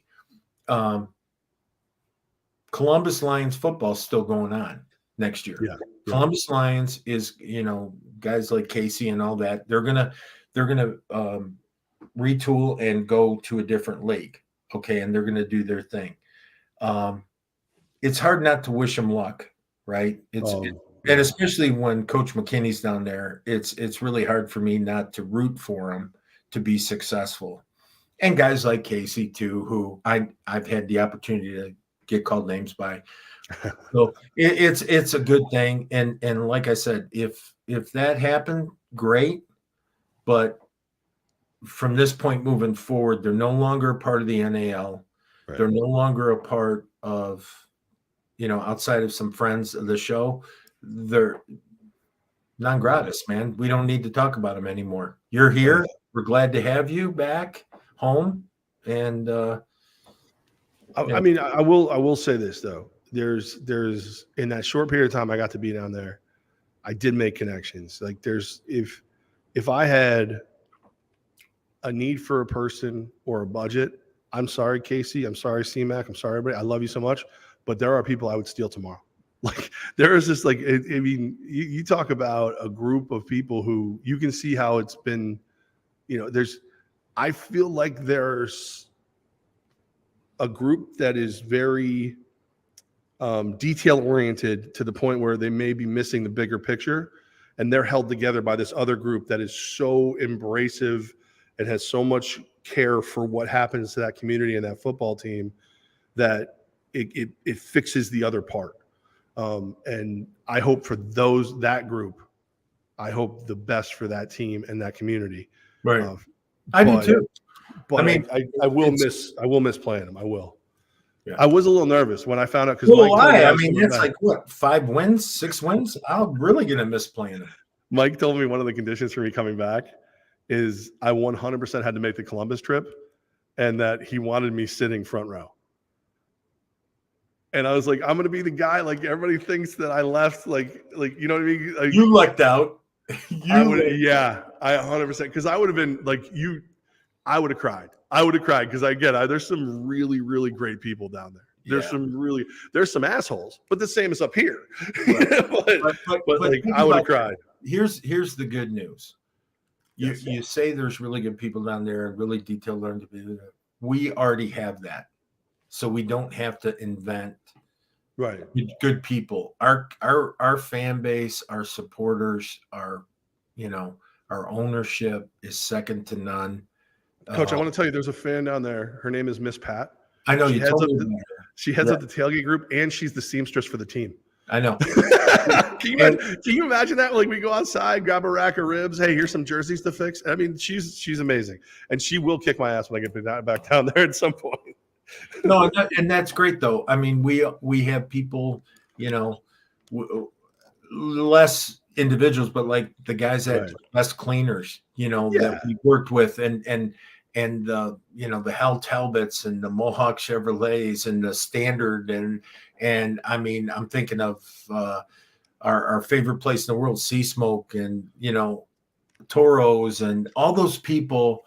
Apex that care about us enough to always do something kind with us. So listen, I'm not by no means even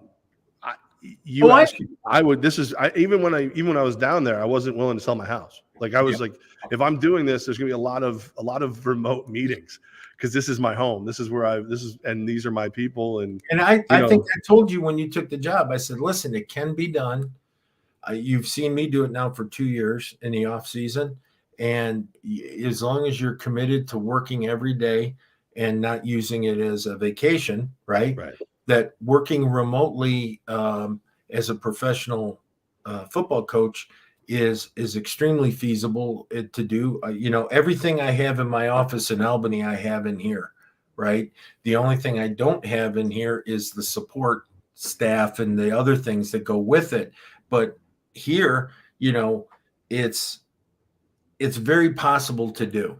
And the nice thing about that is at this level is the fact that you can maintain a great family life, your friendships, so Hannah had her birthday. My daughter had her birthday last week. Happy birthday, Hannah.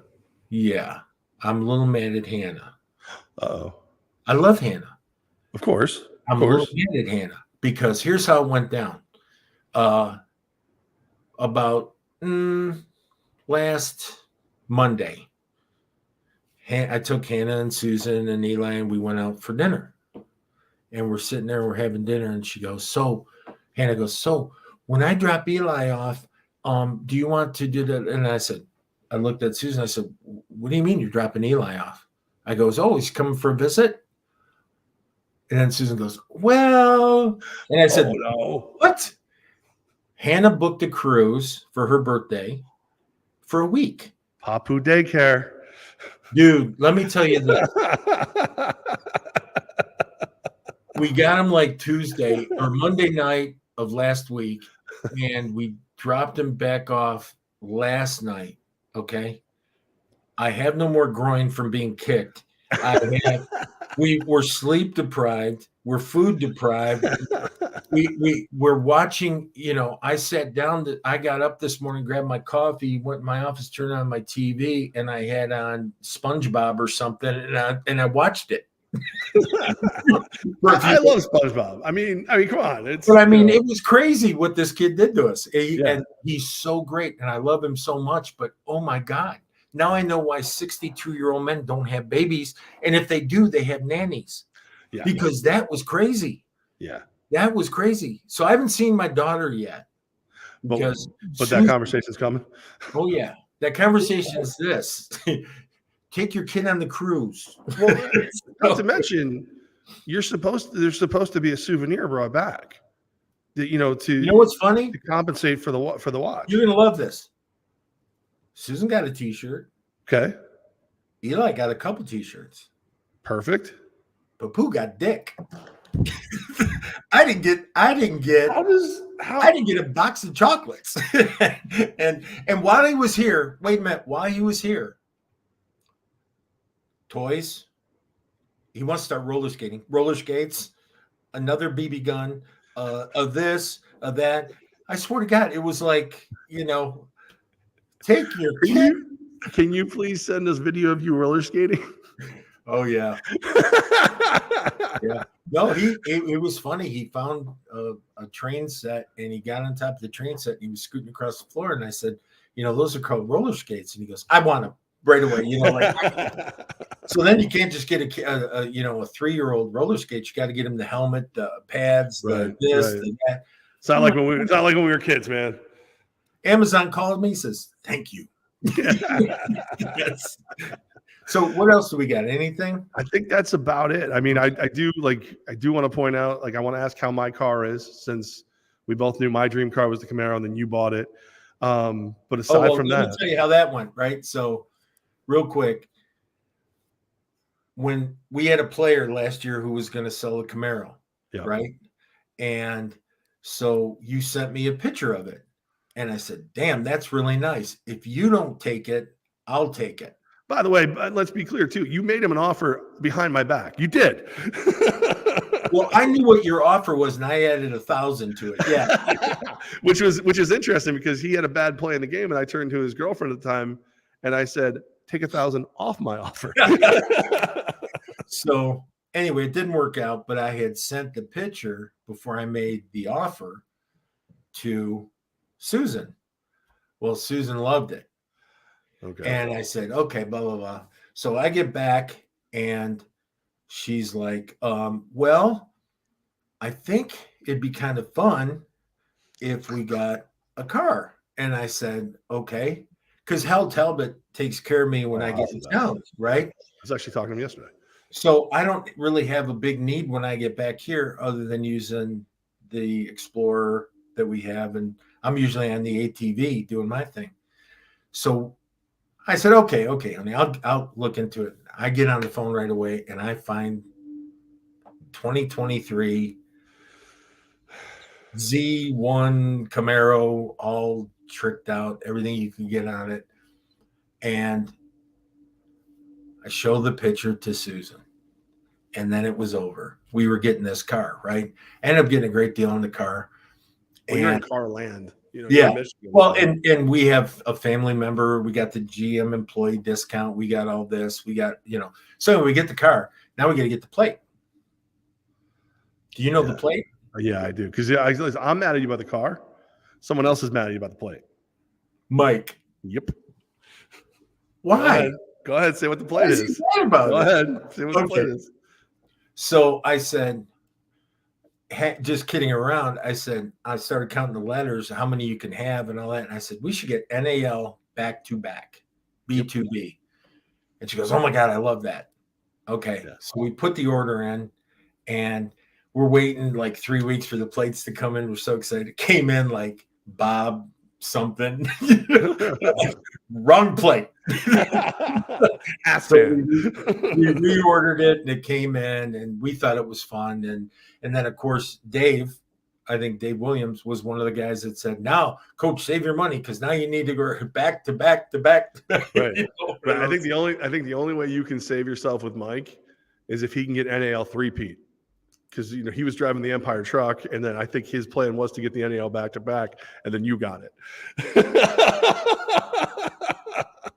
So if we do win a third, you're gonna have to write back. Is that the same as Michigan and New York? You can't have the same New York and Michigan. Mike's not gonna do something somebody else does. Come on. If you tell Mike you're like, oh, steak is my favorite food. I guess I'm a lobster guy. He just he's got to do his own. He's got to do his own thing. Mike. That's the way he is. Something like championship owner, champ owner. Or something. Here, let me do this for you. like people want to know why I came back. You want to know for real why I'm back? You took off your how could you expect me to leave the Twins? How could you expect me to leave the Twins? Come on. Wait a minute. Hey, it came in? It's here.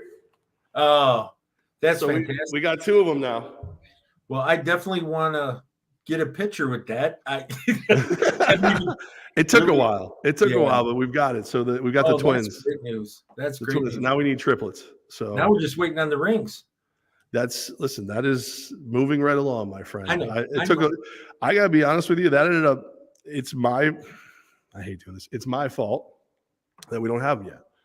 So one of the things I've always done is, and I say always, but I designed and did all the work on the ring last time around. I got everything to where I thought it was pretty much done. And then this other situation happened where, the team down south, and I wrote up everything that I was working on and handed off. Except for the fact that I forgot to hand it off. Yeah. So all my notes, everything is sitting there. It was just sitting on my desk back at the arena.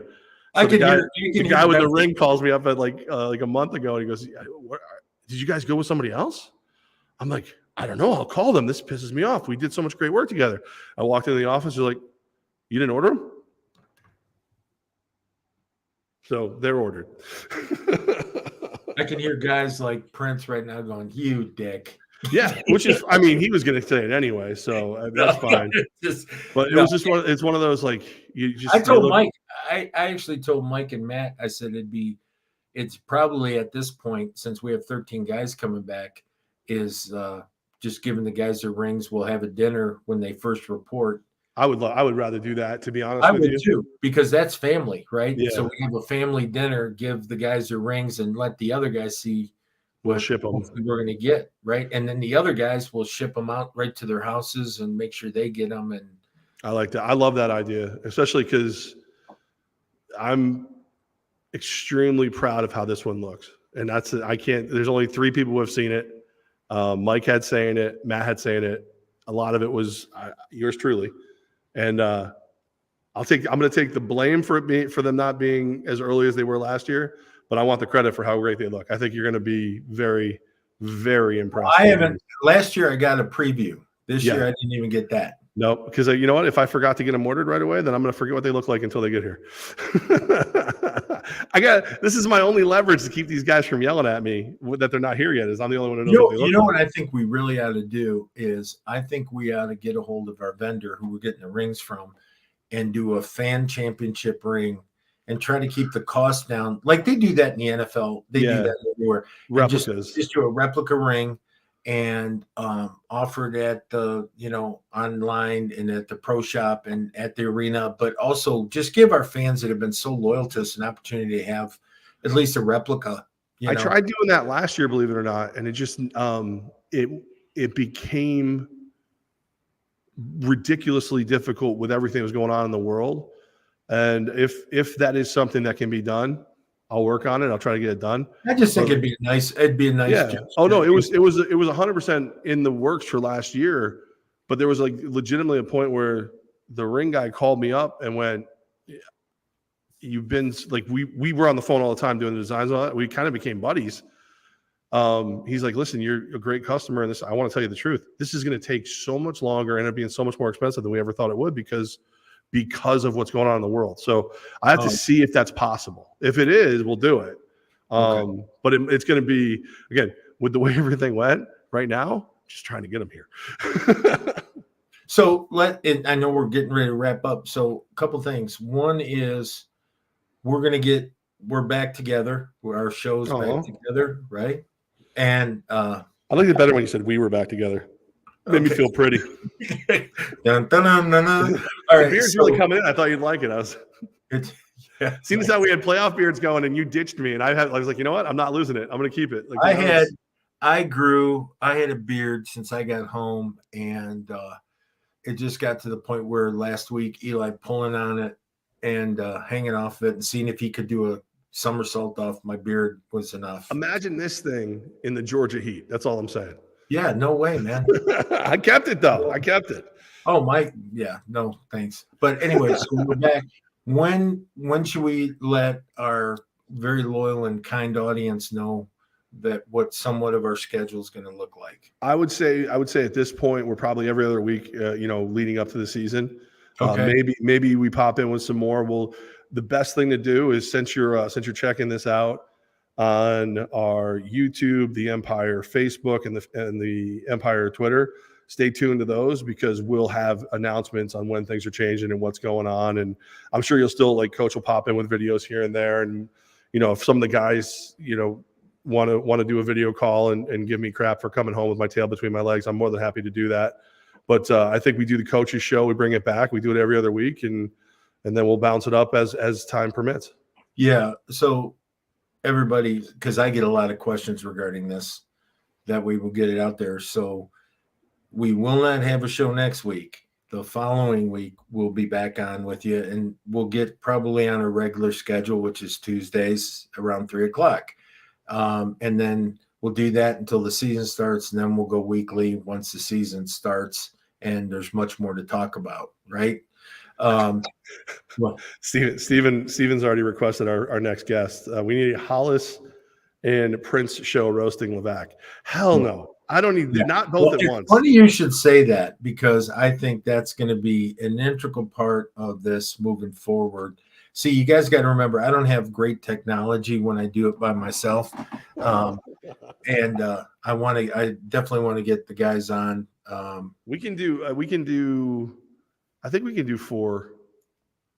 I know we can do at least 3 on I don't think I want 4 guys on at the same time. It's you literally need a conductor. Somebody's just like, you. Herding kittens. Yeah, it's a lot. I think we bring them on in pairs or yeah. Okay, so last thing. Yes. This is a plea. Uh-oh. No. I don't care what our schedule is. Okay. I don't care what the weather is. Okay. I don't care what the economy is. I don't care what anything is. When you're going for a 3-peat, we need you. We need fans in the seats. Okay.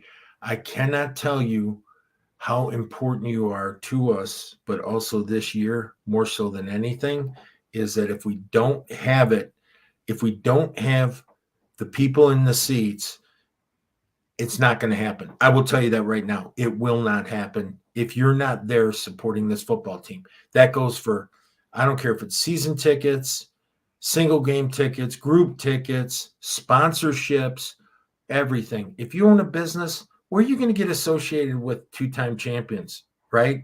And every time someone sees your name associated with ours, it's in the form of a championship, being the best at something. So I mean this from the bottom of my heart. I want 10,000 a game, man. Absolutely. We can fit them. We might as well do it, right? If you don't do it, then don't complain, and you don't have any right to complain when things don't live up to your expectation, because I told you this last year. We've already done the heavy lifting. We've already done it. Okay. We're asking you to contribute to that in the best way you know how and helping us. But I don't want to hear, oh, well, gas costs this. Gas costs that for you and me. Okay. It costs that for you and the guy living in Jacksonville, but he's going to a game. It costs that guy in Orlando and he's going to a game. Okay. I want to see our arena live up to all of our talk. We talk a great game. Put your butts in the seat. Buy a ticket. Buy a ticket. I'll tell you, you buy a ticket, you come once, you're coming again. You're going to be there. You're definitely going to be there. And that's all I can say on it. And it becomes a family. Like, as we sit here and we look through these comments, like, Lisa, I love this team. I know Lisa. Like, I can see Lisa and her daughter and her son started playing football. Cam, our buddy Cam, he's our guy. This team is important to me. I'll always be here. Steve, bring friends. Like, I can see Steve. I ran into Steve recently before I was allowed to tell anybody I was back. I was out with Mike and we ran into Steve, and I was like, yeah, so see what had happened. Don't tell people, but yes, I'm here. And Ryan Bring friends in carpool. There you go. So you know what though? I'm yeah. telling you what. I've been associated with football teams where, hey, I'll use the Detroit Lions as a great example. Okay. Stephen, I kept my mouth shut for you. You did, Stephen. I appreciate that. The Detroit Lions were 500. They were less than 500 when they had to open up standing room only seats at Ford Field. Okay. Right. They were 7-8, and they had to open up standing room only seats. Ever since that game, they've always had to have standing room only for sale. A 500 team is getting standing room only. Back-to-back champions, Yeah. and we can't break the 5,000 mark? Come on. I mean, what if you tell me what if you don't buy a ticket, I want to know the expectation that we haven't achieved for you. You preaching to the converted. And again, everybody who goes, that's all I ever hear. All I ever hear is, oh my God, that's the best time. I wish I'd gone more. I like football. This is different. I love the people who tell me I don't like football because it's too slow. I come to your game. It's a whole nother experience. Hey, let's say we get 3,000 people at a game. Yep. Which we kind of do now. Yeah, that's about Easy, that's about it. right? Yep. Yep. Okay. If everyone brought one person. I'm not a mathematician, but I think that's 6,000. Right. Now bring two. Look at us, right? Look at us. Yeah. So my point is, I'm not asking a lot. I'm just saying, and I'm not saying it for me. I'd play this thing in an empty arena and get in a good fight. I'd love that. We did that game in New Jersey. Right. We did. Sorry, I take the shot. But these kids deserve it. Yes. Yeah. They give their body. You saw what happened in Buffalo. You saw what happened with these, how short or how instantaneously life can change. They do that for you. They are gladiators. They're warriors. They're away from their families. You're their family for 5 months out of the year. And when you don't come, what you're telling them is they're not important. Okay. Be there and support these kids. And I'm sorry to get preachy, but man, it just pisses me off when I go other places and their team shit and they got crowds. Well, and as you pointed out earlier, we talk, I look at these other rosters, I think they're improving. You look at this roster and go, yeah, but we brought back 13 champions. The reason we brought back 13 champions is they believe that you care about them. The way you can prove that is show up. That's it. Legitimately, your only job is attendance. That's all you have to do. That's all you have to do. Hey, you know what? I'm done being nice. I'm done asking politely, right? If your only job, like you said, is to show up and have a beer and eat a hot dog, where do I sign up for that job? Yes. Okay. And get great entertainment and be a part of something. Listen, you don't want to be the guy who didn't have his season tickets this year when we three-peat. You want to be the guy like Dave and those people that say, I was there. I'm a part of history. I'm a part of everything that happened.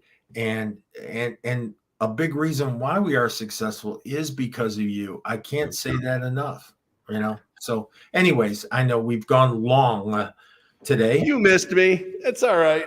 It's all right. I did, and here's the thing is that if if you all forgive Jeff, I'd appreciate it. So they started calling Mike and Matt. So Mike Corda, team owner, and Matt Woods, the team president, who you think would be thrilled. I left long enough for you to take my title and came back to help you do it. You think he'd be thrilled? They call me the Lion Killer. They're like making it look like I'm the one who's the reason they didn't. Yeah, I'm like, come on. If anybody's the Lion Killer, it's Menas. They never beat him. Well, that was the thing. Damon and I had that conversation on Black Monday, and we said, "Damn, we're coach killers," because all the job changes, right? And we thought about it, and we were just joking, of course. But yeah, that crossed my mind when you came back. Yeah. Man, let me say this: you're like my brother. I'm glad to have you back. I love you, and I know everyone's thrilled to see you back in that chair, and yeah, so good Big having things coming. Big thing coming. I can tell you that. Like, we're good. There's a lot on the way. Oh, all right. You know what, Alan? I'm in. Alan Sitterly, Levack and Dunk Tank may bring in a huge crowd. I'll tell you what. Let's say 7,000 people at the home opener. I'll be in a dunk tank for the next home game at the block party. I'll do it. I'll put a low bar, 7. Give me 7, and then I'll get a dunk tank for it. May be the home game after that. I don't know how hard it is to get a dunk tank. I never had to do it myself, but I will do it. I will do a dunk tank in one of the upcoming block parties if we have over 7,000 people at the home opener. Deal. Now, talk about that real quick, though. The home opener banner drop. Yes. So we're gonna have the banner drop for the new championship. We'll be at the home opener. We're also working on a special gift for the first. I don't know the number. Probably like 1,000 people through the doors. We're gonna do it big, And as you mentioned, 13 of the champions are on the roster, so they'll be there for the banner drop at the half. No, they won't. Well, they'll be in the building. They'll be in the locker room. Last year, you let me. I had to extend halftime, and I did. And you let me bring the guys out then. So I'll probably I'll work with Commissioner Siegfried. We'll do it again. Yeah. But and if anybody on the visiting team was part of last year's team, we'll let them come out and be a part of it too. But yeah, we're gonna drop the banner. We're gonna have a gift for people. We're working on all of it, all the details. Maybe we should drop the banner before the game. Yeah, but then I got to play in halftime. This is way easier for me this way. Listen, you guys do the work on the field. I won't do work off the field. That's the rule. Deal. But yeah, no, I'm serious. We get over 7,000 at the home opener at one of the upcoming block parties. I'll do a dunk tank, and I'll do it for the 8,000. 8,000. He'll be in a dress. I get to pick the dress. Yes. All right, I'm fine with that. 8,500 dress in the dunk tank, upcoming block party. All right. 10,000 diaper. No, I'm not doing that. No, I'm not doing that. No, I'm not doing that. No, I'm not doing that. Come on. No, I'm not doing that. No. Listen, I've done a dunk tank before. I did it once years ago when I worked for the local country station, and I blew my knee out. Because listen, Coach, I had this all planned out. Like I done it a couple times. Somebody dunked me, and I popped back out of the water, and I made like a gesture. I went to do it a second time. My foot twisted, and I popped my knee. And I used to drive a Wrangler. You tried driving a stick Wrangler with a busted knee. It was not easy. Oh my! Alan, hold out for June for the. Listen, I'll be honest with you, Alan. I'll do it in the cold, as long as we get enough people. That's all I'm asking. Hey. We can put the dunk tank at the back of the end zone. I'll sit there the whole game. I don't care. I'll sit there. No, what I'm saying is every time we score, if we have 8,000 people, you get dunked. Listen. We can make it happen. I'm in. Give me 7,000 or more upcoming block party. I'm out front and whatever. 8,000 or more for one of the home games. Every time we score, our guys get to dunk me. I'm down. I'm in it. So I was thinking of something when we were talking about the fans, because it coincides when I say they're a big part of our team, right? Mm-hmm. And remember how I always said we don't care if we win April, we don't care if we win May, we don't care if we win June, but we got to win July and August. Right? Okay. So our thing is that we need to win April. This year, I'm telling you straight up, we need to win April, May, June, July, and August. Our goal, make no mistakes, go undefeated this year. Right. That's our goal. And so we don't have time to wait. And I know he was saying that for the weather in June, but I'm saying we don't have time to wait for your support. What I'd like to do is have you guys as our fans win January, win February, and win March. Give me 1,000 season tickets in January, 1,000 season tickets in February, 1,000 season tickets in March. So you can win preseason for us. If that happens, then we only need a couple thousand tickets for me to end up in a dunk tank. So calm down, okay? Let's do the walk. Let's get a little drama.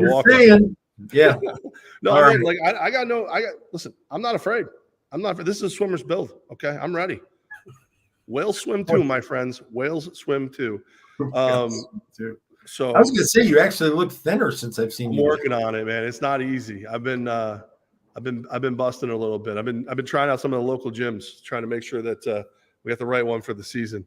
I think I found the one I like. So Okay, good. More on that coming up. But yeah, I'm getting after. My nephew is a big fitness guy, and he's now taking. I get a daily text. What'd you do? What'd you do today? Good. So, Good for you. We'll get there. We'll get there. You're gonna listen. Maybe I hop out of the dunk tank, score a touchdown. You never know. I mean, you never know what'll happen at an Empire game. You just never know. And if you're not I'm still waiting to sign Mikey at nose guard for a series. I think he'd kill somebody. Mikey, one play. I think realistically, one play, either one of us would do really good for you, whatever you want to do. Now, Matt Woods, team president, he played a couple plays. I think I'm just putting it out there. Couple plays. This is what I talked about. Fantasies. You want one short distance run? I'm your guy. I'm out after that. What do you mean a short distance run? You want like a goal line, like a 2-yard touchdown run? Maybe five tops. I can see a Zach Brown. I can see a Zach Brown decapitating you. Yeah. I'll tell you what. That Zach Brown, I wish he was the country singer Zach Brown when I'm done with him. He won't even go back on the field. Won't even go back. Now, mind you, I'll be exhausted after that. I'm out of there. I'm a 5-yard run. I'm tired. I gotta go sit down. But I'll do one. It's funny because when I coached in Green Bay, our center got hurt. We were in a bye week the week before. Yep. That game he got hurt, and we had the week to get a new center. Right. Well, he said, "Oh, I'll be fine." So we thought, okay. So we went through the whole bye week, getting ready for the game week. And now it's Tuesday, report back, and he's in a full cast or something. Oh, no. And Dave Mogensen, who's the coach in Iowa, him and I were coaching together in Green Bay. And I said, all right, I'll dress. And I was like 58, something like that. And I said, okay, I'll dress. I got to play center. And it sounded easy saying it in my fantasy head. Right. And then I got up from my chair and I went,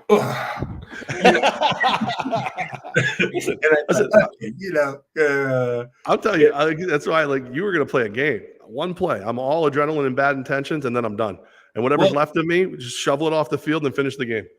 One of our players was with us in Green Bay, Jahil Mathis. Okay. Yep. And let me tell you what, wait till you see that man-child play. Holy moly. Listen, he's on my side. Again, I'm feeling better about my one play. So, but dunk tank is what's on the table right now. That's it. I'm ready. Listen, come up with something to do every week. Every week, if we sell a certain amount of tickets, I'll do something stupid. I don't care. Listen, that just means that's less work I have to do in the office because Mike will be so happy I'm embarrassing myself. He'll be fine. Do you remember the movie Major League? Yeah, of course. And they brought in the owner's silhouette and they took a piece of clothing off. You don't want that. That's not going to motivate anyone to do anything. Wait a minute. Swimmer's build, I thought. Right. What the hell? Yeah. Now, have you ever seen a deflated balloon? Very unattractive. It's when you let the air out of the balloon, you see the wrinkles. That's why fat doesn't crack. Oh my God. That's the problem. And maybe if you did it reverse, where you got to put a piece of clothing on me every time you won a game, that might work. Gotcha. All right, I'm getting out of here. I got dunk tank coming up. Hopefully, what do we do? Is it 7,000? I'm in the dunk tank, and it was 8,000. I do the dunk tank the whole game. Is that what we're doing? Yep. Deal. But hey, again, all kidding aside, let's win January. Yeah. Empire Nation. Let's 518-714-2200. Albany Empire, NAL.com. If you own a business, pick up the phone, call Matt, let's work call together. Mike, call Jeff, call me, and just say, hey, I want to be on this team. There's snacks and beer at my business meetings. Call me. That's why I gotta go to the gym. How many bars can we have as sponsors? Right. I'm down to find out. Listen, I'm inclusive. What do you want from me? Yeah. So, all right. Well, Coach, it's good to talk to you again. We'll do this again in 2 weeks. 2 weeks from today, 3:00 on the 24th. I think, yes, 24th. Right. We'll do this. Keep your eyes peeled. You never know. We'll jump on again, and just maybe there's news and we got to do a breaking. You never know. So get in there, do that. We appreciate everybody. Thank you, everybody, for being kind. My first show back, though you could have beat me up. I would have had fun with it. And Coach, it's always good to talk to you, and we'll do it again very, very soon. Yeah, everybody, just buy your tickets, support us. And, I love you and God bless you. Go Empire. Final words couldn't be spoken. Go Empire.